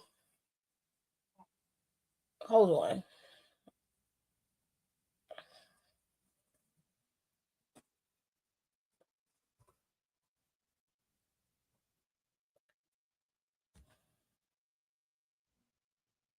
It had Bryan Danielson in it, so that's why I assumed it was a AEW event. But Wrestle Kingdom, fine. Sure. One match from Wrestle. Love that for you guys. So, Bleacher Report named 7 talents that had the best year in 2024. The number 1 is Cody Rhodes, Liv Morgan, Toni Storm, Drew McIntyre, Swerve Strickland, Damian Priest, and Kyle Fletcher. Very interesting list. Is this list wrong? Absolutely not. I 100% agree. I'm not really adept on Kyle Fletcher. I have heard of Kyle Fletcher, but I've never seen any of their matches, so I have no dog in that fight, but everybody else is accurate. I do think that Liv Morgan had a really good year. So did Cody Rhodes. So did Toni Storm before she lost her title. Drew McIntyre has had a very good year as being like one of the most dreadful heels in WWE right now. And despite my personal feelings of Swerve Strickland, he has had a really good year. He was AEW champion and he had some pretty decent matches, but that is no longer the case. And Damian Priest had a banger of a year. So shout out to Damian Priest. Not you being on here since 8:30. Yeah, I've been on here since 8:30. Okay. I probably live at today and I did. Okay. Who the hell is it? Oh. Any whoosies. And that's it. Those are all the things I bookmarked. Okay, so now we about to do SPC chat. Then I'm gonna get on out of here. Okay. Maybe oh, I was supposed to talk about something. Okay. Before we do SPC chat, we got one more thing that we need to discuss. I posted it on my page a couple times. Well, one time, and everybody about it there, but I didn't get the chance to bring it. I did bring it over here in my my shorts. I posted it in my shorts, but I want to talk about it again.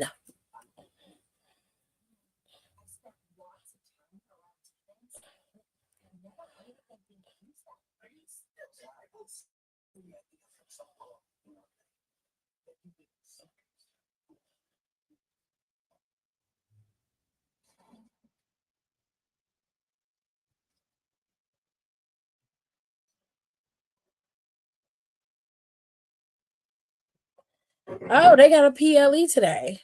I think it's World's End or Worlds Collide, some shit like that. I don't know.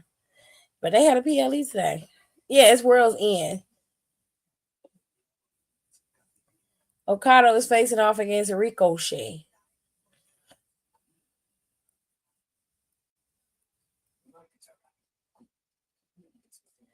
Okay.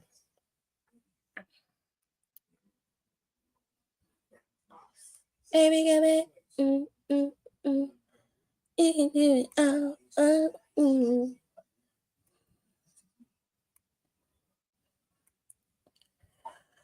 All right, so I finally got it. It's up, finally. Finally. Finally. Da-da-da-da-da.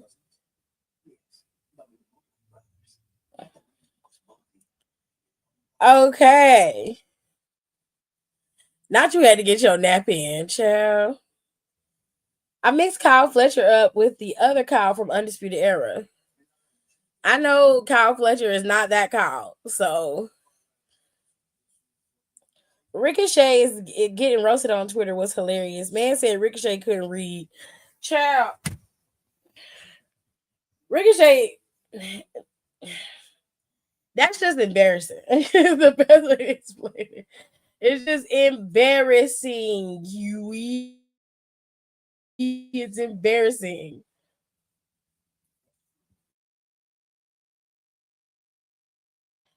All right. So, according to WrestleOps, and this is via shit.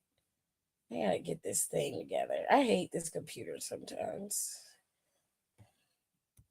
She just do whatever the hell she wants. She don't ask no questions or nothing. Let's zoom in so y'all can see what I'm. According to WrestleVotes, WrestleOps reposted the information. This is on WrestleVotes Radio Backstage Pass. It's like their podcast where they give you all the information that they've collected. Rumor has it that WWE is considering to make certain pay-per-views and or PLEs into two-night events, with the next option being the Royal Rumble in 2026, and in 2027, Money in the Bank might be also given the multiple night lineup. So I saw that it got pretty much mixed reviews. Some people were okay with Royal Rumble being moved to a 2 nights, but they didn't want to see Money in the Bank at 2 nights. Some people were happy with Royal Rumble with Money in the Bank, but didn't want to see Royal Rumble. A lot of people didn't want either of them to get the 2-night treatment. Me personally, I'm fine with Royal Rumble getting 2 nights. Where I fear WWE could have an issue is they're adding all the to these PLEs, and they have to be able to show and prove for it. And WWE hasn't done well when they get a lot of time on TV and PLEs. For some reason, they don't know how to fill that time with decent storylines, and that's a big problem. Like, I know that they're going to have 3 hours to fill for SmackDown. That's going to give that tag team division a lot of time to really, embolden itself and just really build and blossom, right? But the women's division is floundering. They need people. They need people there. They need more bodies in the women's division to make it have a little bit more oomph, Like Blair is there. And then you've got everybody entangled with Nia and Bianca in them, and that's pretty much the division. There's nobody else there at the moment. Charlotte is still out. We don't know where Becky's going to end up, but wherever Seth is where her ass is going to end up. And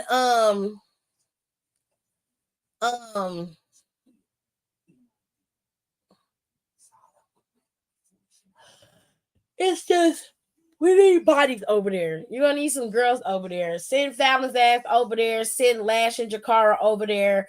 Really fill out that roster with some good performers. Oh, I forgot about Chen. I'm sorry. B-Fab is still over there. Elektra's over there. But you don't really have no big mega stars or people who are developed into mega stars. And they need to do that. They need to start building these stars up, because once the girls like Becky and Charlotte and obviously Mercedes are gone, you need to have those replacements. And I know that they have Jade. I know that they have Bianca, and they got now. And I know on Raw they have Liv and Rhea. But you need to start actively working to build up other superstars so that you can have enough time to be able to play out these storylines within that 3-hour format. 2 nights for some of these PLEs is going to be overwhelming. And what's going to happen is one night you're going to get major reviews and a lot of views, and the next night nobody's going to give a shit. So I would be very, very careful, because this could lead to oversaturation, and it could cause people to become disinterested, especially when it can look and feel like you're stretching yourself just a little too thin. You know what I mean? So I don't know. Y'all let me know what y'all think in the comments, especially those of you listening in the playback. Y'all let me know what y'all think, because this was a big old debate on my page on Instagram. A lot of people had a lot to say, honey. And it was very interesting conversation in the comments. So let me know in the comments over her what y'all think. Me personally, like I said, I could do without a lot of PLEs. Like, cut back on those PLEs if you're going to push some of those to 2-night events. Cut back on some of those smaller PLEs. We don't need them. Focus on making the content be great on SmackDown and Raw, and leave it at that. You can have title matches on there. You can have title changes on there. You can do all of that. I would not be...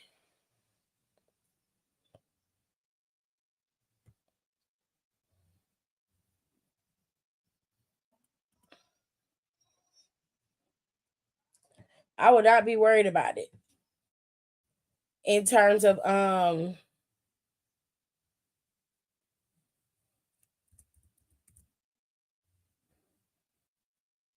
sorry, y'all. I'm talking. I would not be concerned with it in terms of I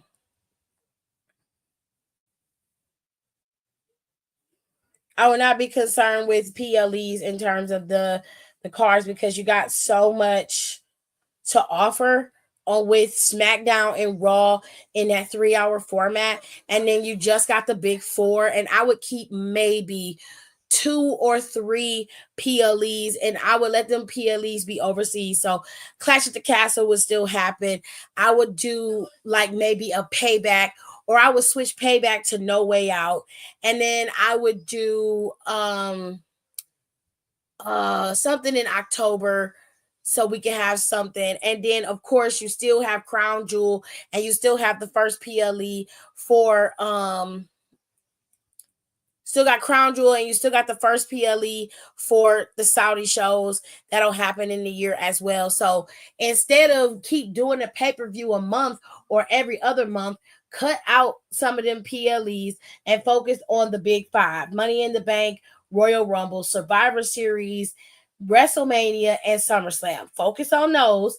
The 2 Crown Jewel, the 2 Saudi events, that's 7, and keep 3 other PLEs and space them out so that they are not done where they are all over the place and you have to, have a 2-night thing. Space it out so you might prioritize one storyline because it's the better storyline over the other. You feel what I'm saying? It's all kind of ways to skin a cat, as my mama would say. Okay. Now, it's time for SBC chat. So if some of y'all do not want to hear that, I totally understand. But I do SBC chat every Wednesday, and I missed Wednesday because it was Christmas. I was not doing the chat. So hold tight, y'all. We're going to get into it. I'm going to let some of y'all get a chance to leave and get out of here and go do what y'all want to do. Hopefully I'll be able to put this on. Let me use my videos, child. Still don't know my words, still stressing perfection. Let you all in my mental, got me looking too desperate. Damn, you ain't desired.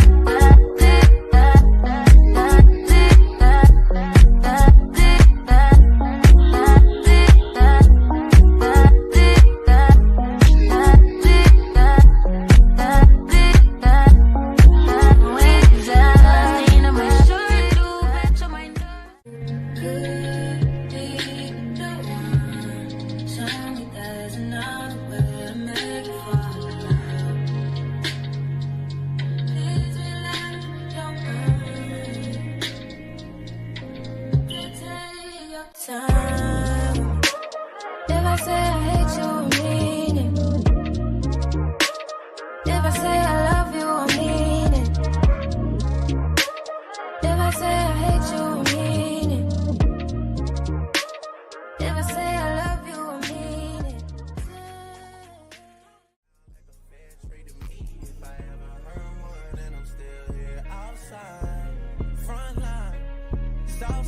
I've been losing friends and finding peace. Honestly, that sound like a fair trade to me.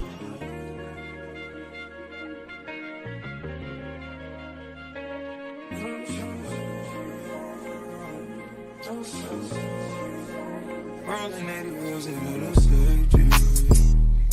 Riding on you. Gotta roll over T, gotta give her release. Spread your legs down, down, I'm going out to eat. Hit the raw sounds when the rock up in your city. I'ma roll on the forever, let her roll on me. Split this one down the middle, wake up in harmony. A claps.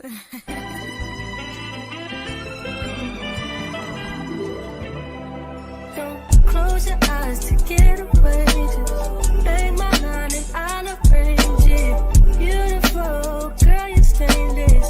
You'll be fine, I'll be painless, yeah. All I'm drinking is champagne. All you want is the same thing. Yeah. The 10,000 building, get your ass an apartment, put you inside a G-class, that's just a starter kit. Plenty things count in life, but none of them is the thought of it. New piece around my neck, this chess games, but shorty stay with calculated moves like Beth Harmon. Swear I'm more Purple Rain Prince than Prince. Can you go get his medicine, please? All right. We are moving into the first question. It says, question number 1. It is in quotes. I'm Sean. You must be Anira's brother. No, I'm Anira's man, but I play along with this weird ninja on my doorstep. Sean is my girlfriend's former co-worker, and he came to my house to apologize to her for an argument they had over the weekend. But wait, this simp didn't know about me or that she has been living in my house. He tells me he's trying to help Anira find a since she got fired last month. But Anira has been dressing up and pretending to go to work every day. The more he talks, the more I die inside. I convinced him to rent a U-Haul and that we're going to secretly move her shit so she'll settle down with him. She loves you. She needs stability, I say. He agrees. That Saturday, Anira gets her hair braided, and while she's at the salon, me and Sean move her out of my house. Anira comes back several hours later. I tell her everything. I tell her to go to Sean's house. Her eyes get wide as saucers. He came here? I tell her to find a job. I call her every lying, nasty 304 hoe I could think of. Anira cries. Real tears. You took a stranger's word? You didn't think to ask me? She opens her purse and pulls out stacks of police reports about her former co-worker, Sean. He was a stalker. He's been in prison for stalking another woman. She thought he was a long gone, and she never told me about him. I go to therapy on Thursdays. He's why. They never had a relationship. He was the one who was fired for sexual harassment. I move her shit into his apartment, and he's posting videos of her underwear. Police say it's a civil matter. Anira was innocent. I fucked up and don't know how to fix it.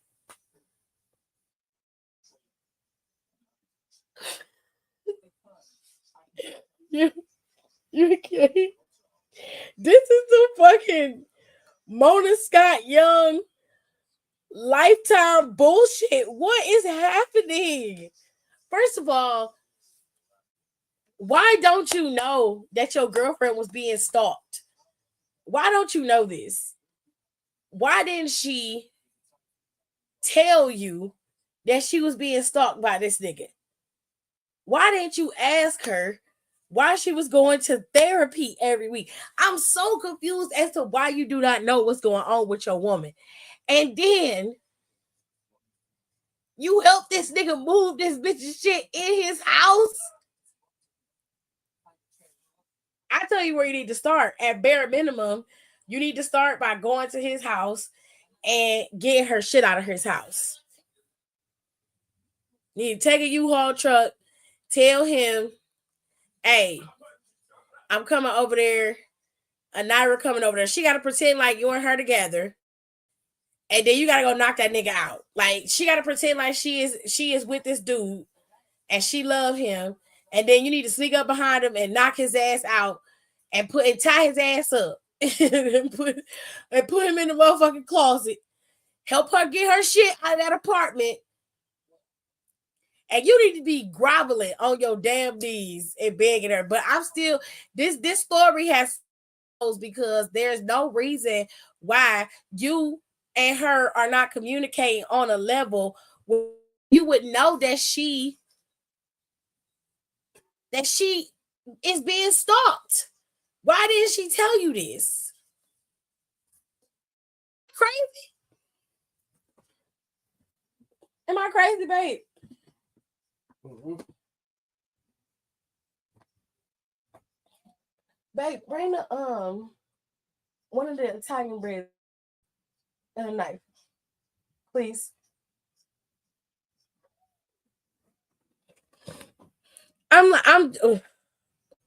This is nuts. That just reminded me of the story I just started. This man was pretending to be a doctor. What? I am shocked. Yeah, you're gonna have to help her get her shit out of this man's apartment. And because you willingly put the shit in there, you need to actively help her get it out. And if you have to beat his ass to get it, then so be it. But I mean,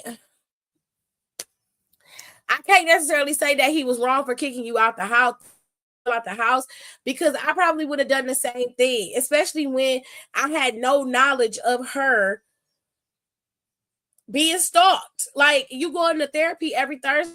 Most people go to therapy. I wouldn't have questioned why you were going to therapy, and I would have assumed it was a personal matter that you would discuss with me at some time. So I could understand the plausible deniability is there, is what I'm saying. But like, this shit is crazy.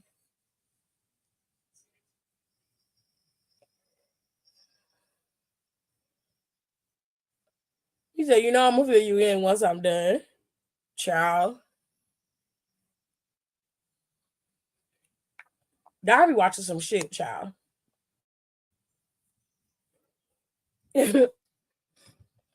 I'll be sitting there just listening. This is wild as hell. Okay. Let's go to the second question.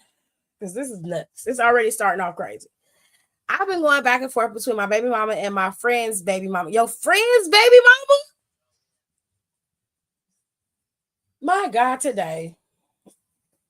Your friend's baby's mother.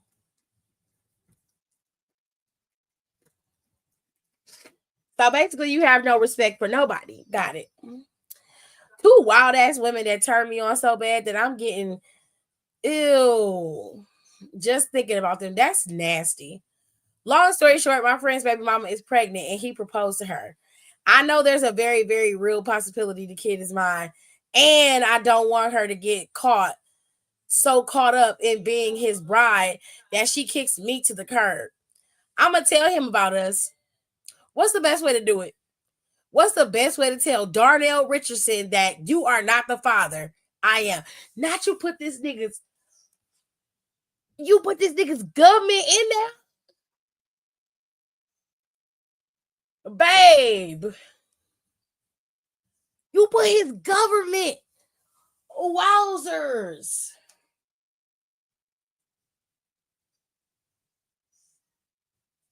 And the Sis Brown Chick's account is messy as hell because they ain't bleep out his name or nothing.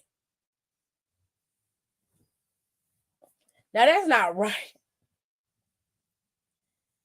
You want advice from us on how to be a loser. You don't need our advice for that. You've already achieved that. You've already accomplished it with amazing reviews. I hope he beat your ass. I hope he beat your ass, and I hope them two wild baby mamas you fucking beat your ass too. Because what?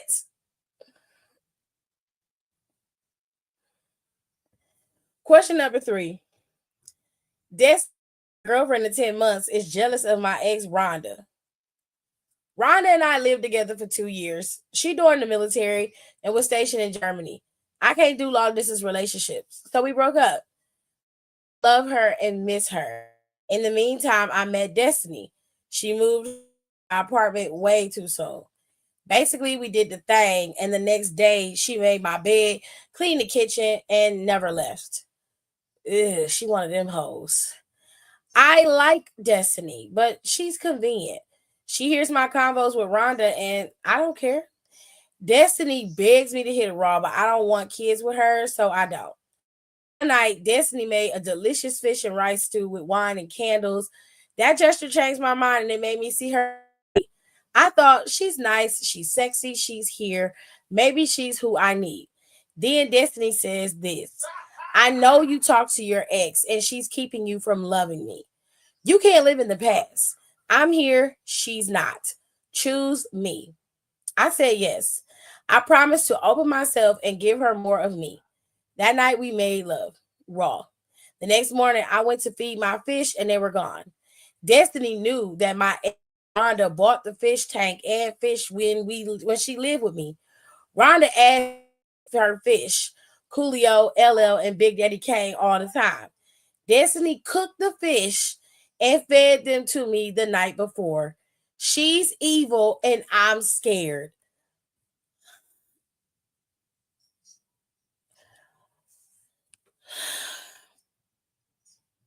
Sound like you got a fatal attraction on your hands, bruh. First of all, anybody, and I mean anybody, who moves into your house the moment that they come over your house and sleep with you, it's an automatic red flag. You should have got her removed from your premises immediately. The moment she stepped outside your house, you should have put her shit outside, because she never was staying at your house. Never ever did you agree to that. You never gave her the permission to be there. You should have had her shit outside. Okay? You should have took her to the mall and then told her you was going to the bathroom and then left her ass there. Put her shit outside. Told her to come get her shit. But she crazy. I feel like she the type of bitch that would pop up at your house all types of night, and shit's hoe literally took your fish out the fish tank. And it's crazy because you didn't even notice your fish was gone. That's weird to me. She made you a fish stew with your damn fish that your ex bought you. I don't understand this. I don't understand the behavior. You're with her because it's convenient, but you don't really want to be with her.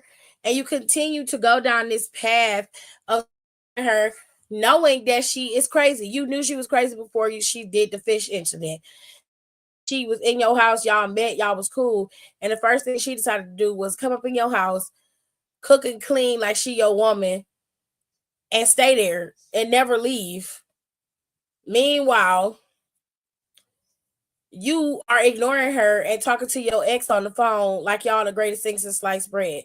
Now you got a hole in your house that's crazy as hell.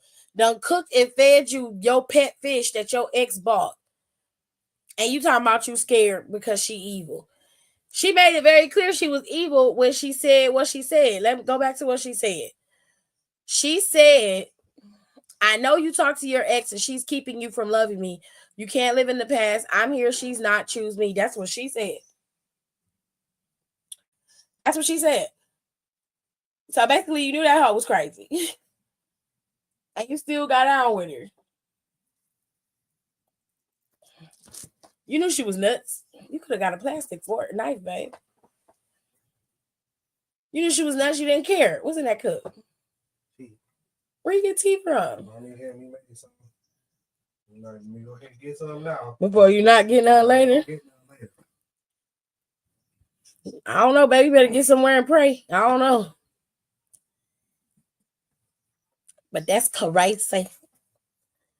Question number 4. I work 2 jobs and my boyfriend works 1. He was married when we met. I helped pay for his divorce lawyer, and now he makes better money than I do. On paper, we don't have kids, and yet we're always broke as fuck. He makes the money, but the money never makes it home to me. He said that his elderly female boss is having cash flow problems and she can't pay everyone on time. I told him to stop working for free. He told me that she relies on him. Her business will fall apart if he doesn't do his part. I take off my second job to visit this old boss bitch and tell her to pay my man. 1, she's not old. She's 40-ish and fine. 2, Quentin never told me he had a girlfriend. I would have never gotten involved with him, moved him in. Quentin walked in her office with Starbucks and threw it at me. He was furious and told me he never wants to see me again. I love him. I invested in him. Advice, please, girl, leave Quentin's ass alone. Quentin is a dog. This motherfucker just threw coffee in your face.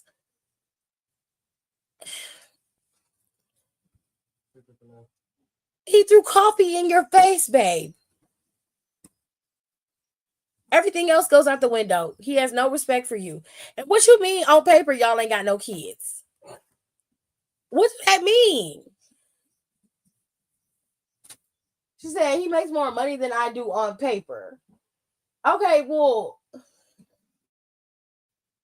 how are you working 2 jobs? And he working 1 and ain't got no money coming in.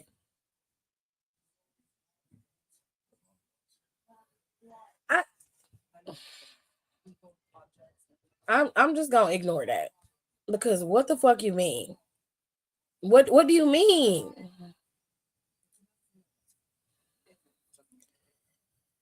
She said Quentin just delivered the best news. I mean, she right. I would drop your ass like a bad habit and move on. But that's I've been involved with Rashawn for 2 years. He wasn't happy with his wife and he planned to leave her. He was only having sex with me. I'm pregnant and he's big mad.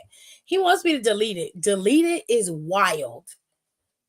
He wants me to delete it, Jared. What the? Delete it? I'm 44 and this might be my last chance to have a baby. Rashawn is 30. How do I convince him to accept and love our baby? He will not. He will never accept and love your child because he doesn't want to have a baby with you. Now, you have 2 options here. If you are 44 and you feel like this is your only shot at getting pregnant because you got pregnant on a happenstance, you don't think you're going to get pregnant again, then you're going to have to be okay with keeping this child and making sure that you that the father is not going to want to be in this child's life and doesn't want to have anything to do with you.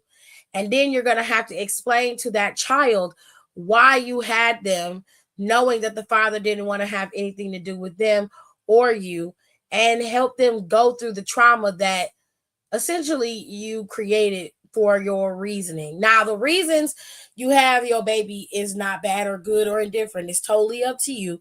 And I understand you not feeling like you may not ever get pregnant again, so you want to have a baby. Fully understand that. But there are also ramifications that are involved in this decision that could cost not only your child time and love the other parent, but it can also cause them a severe amount of trauma that you are going to have to be prepared to navigate. Or you can terminate the pregnancy if it is allowed in your state and possibly go and get pregnant again if that is possible. I can't tell you what I would do if I was in your shoes because you and I are 2 different people. But I will say, to me, I can. So if I was in your shoes and I'm 44 years old, I got pregnant, the man that I am pregnant by doesn't want to be the father, I would establish paternity first to ensure that he was the father, especially if I was out there dipping it and doing it, okay? I would establish paternity first. And then I would make sure that my daughter or child knows once they get older who their father is. And if they ask why they don't want them, I would tell them I can't answer that question, but I had you because I wanted you. And you're here because you're meant to be here.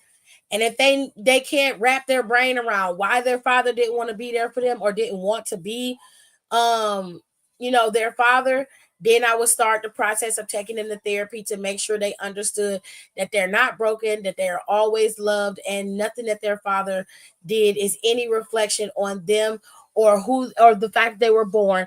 Is their decision at the end of the day. And it was a bad decision on their dad's part, but it's still their decision. And they were meant to be here. It's something I would reiterate if I were in your shoes. However, you have options. As long as you live in a state where abortion is still available, you have options. I would heavily weigh those options because either way, you're going to have to deal with the ramifications of those decisions. So be mindful of that. Final question. I was 2 months behind on my rent, and my landlord, Leon, wanted my baby mama. No, you did not serve your baby mama up to this motherfucker. I asked him if we could work something out. If my baby mama could spend some time with him to erase some of my debt. Leon said he stopped the eviction process altogether if I introduced him to my baby mama. Now, I don't live with my baby mama, and I don't like her, period. I tolerate her when she comes through with my 7-year-old son. I arranged for Leon to meet with her when she came through. I never told her to hook up with him. My landlord is short, light-skinned, and wears thick glasses. My baby mama likes dark-skinned men exclusively. They met. She rolled her eyes at me, and Leon walked her to the elevator. 2 months later, Leon set her up rent-free in one of those properties, and she's dating him hard. He got contact lenses and has swagger. She dropped off my son, and Leon was in the car waiting on her. Leon forgave 1 month of rent, but the eviction is back on. My son told me that Leon is his mommy's boyfriend, and that Leon asked him if it's okay if they got married one day.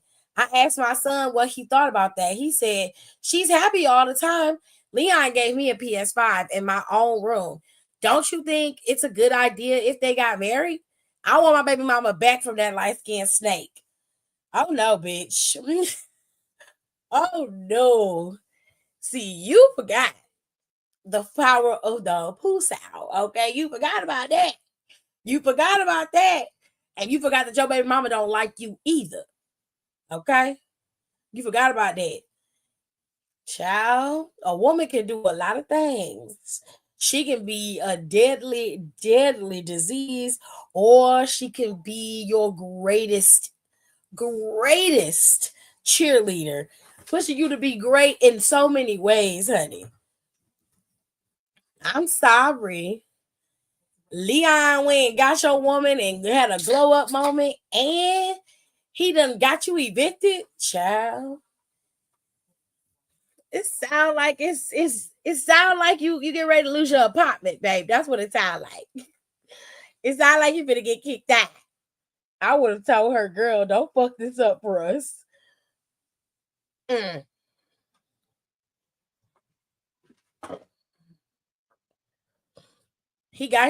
man got him a PS5 in his own room, and he is happy, okay?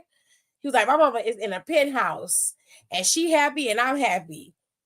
Don't you think that's a good idea for us? I do. I surely do. That's what you get for trying to pimp your baby mama out with your punk ass. Anyways, y'all, that is it for the SBC chat. That's all we got, okay? I am going to be back regular next Wednesday. We're going to talk about, it's going to be a new year, but we're going to talk about the end of the year. So we're going to talk about our favorite matches from this year, what we liked about this year in wrestling, no matter where it's from.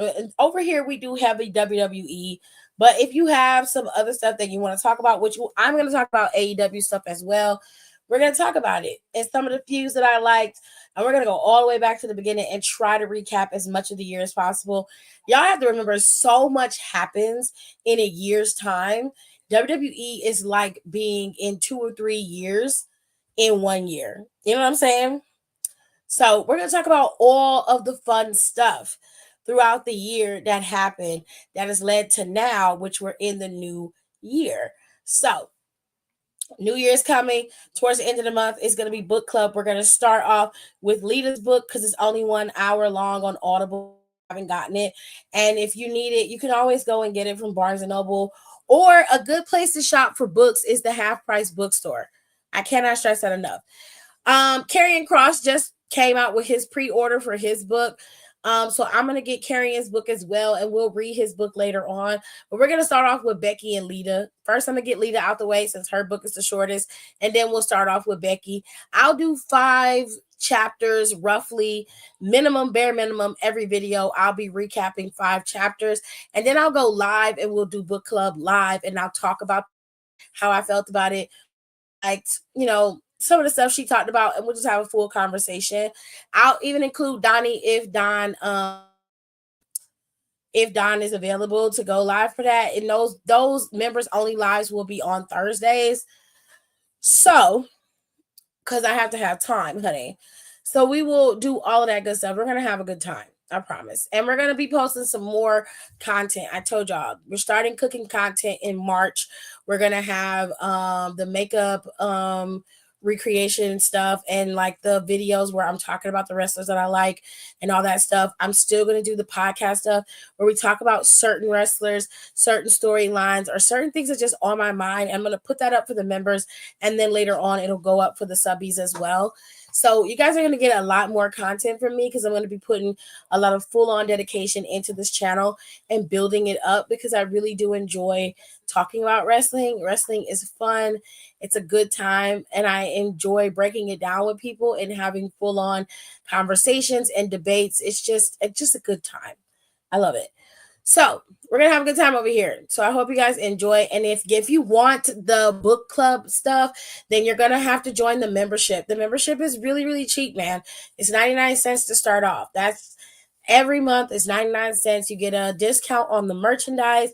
You get emojis. You get preference in the group chats. All that good stuff. So as soon as I figure out how to go live for the members only, we will do that. And we're gonna have a good time. I promise you this year we're gonna have a wonderful time. And don't worry, because in a week's time, January 6th is coming. Raw on Netflix is gonna be insane. Okay. There's so many matches on that card. Bloodline, Tribal Combat. We've got The Rock. I mean, The Rock's gonna be there. I think John Cena sat down with Chris V this week, and I might listen to that and do a breakdown of that video. But John Cena's supposed to start his farewell tour this January. So the very first Raw, he's supposed to, and then he's supposed to show up on Raw on Netflix. So we got a lot of stuff that's gonna be going down. He's also to be in the Rumble, scheduled to be a part of Elimination Chamber. He's in the advertisements for it. It's everywhere. So we got a lot going on in the beginning of this year, and hopefully it all pans out to be something fun to watch. And I hope to everybody's stuff on this channel over here. Let me know if you have any suggestions for content that you want me to do. I will do my best to incorporate it if I feel like I can, or if it's worth incorporating, we can do that. With all that being said, thank you guys so much for being here and following me and being a part of my channel. This last year has been amazing. Okay. It's been amazing, and I love you guys, and I will see you guys next week. It'll be New Year's Eve when I go live again, I think. No, it'll be New Year's Day. I'll see you guys next week on Monday after Monday Night Raw, and then New Year's Eve. I'm not going to go live New Year's Eve. I'll go live New Year's Day. And we're going to talk about NXT, talk about some other stuff, and then we're going to do some games and drink and have a good time. Because it's New Year's, okay? You guys have a good day. I hope you enjoy your weekend, and I will see you guys on Monday. Bye.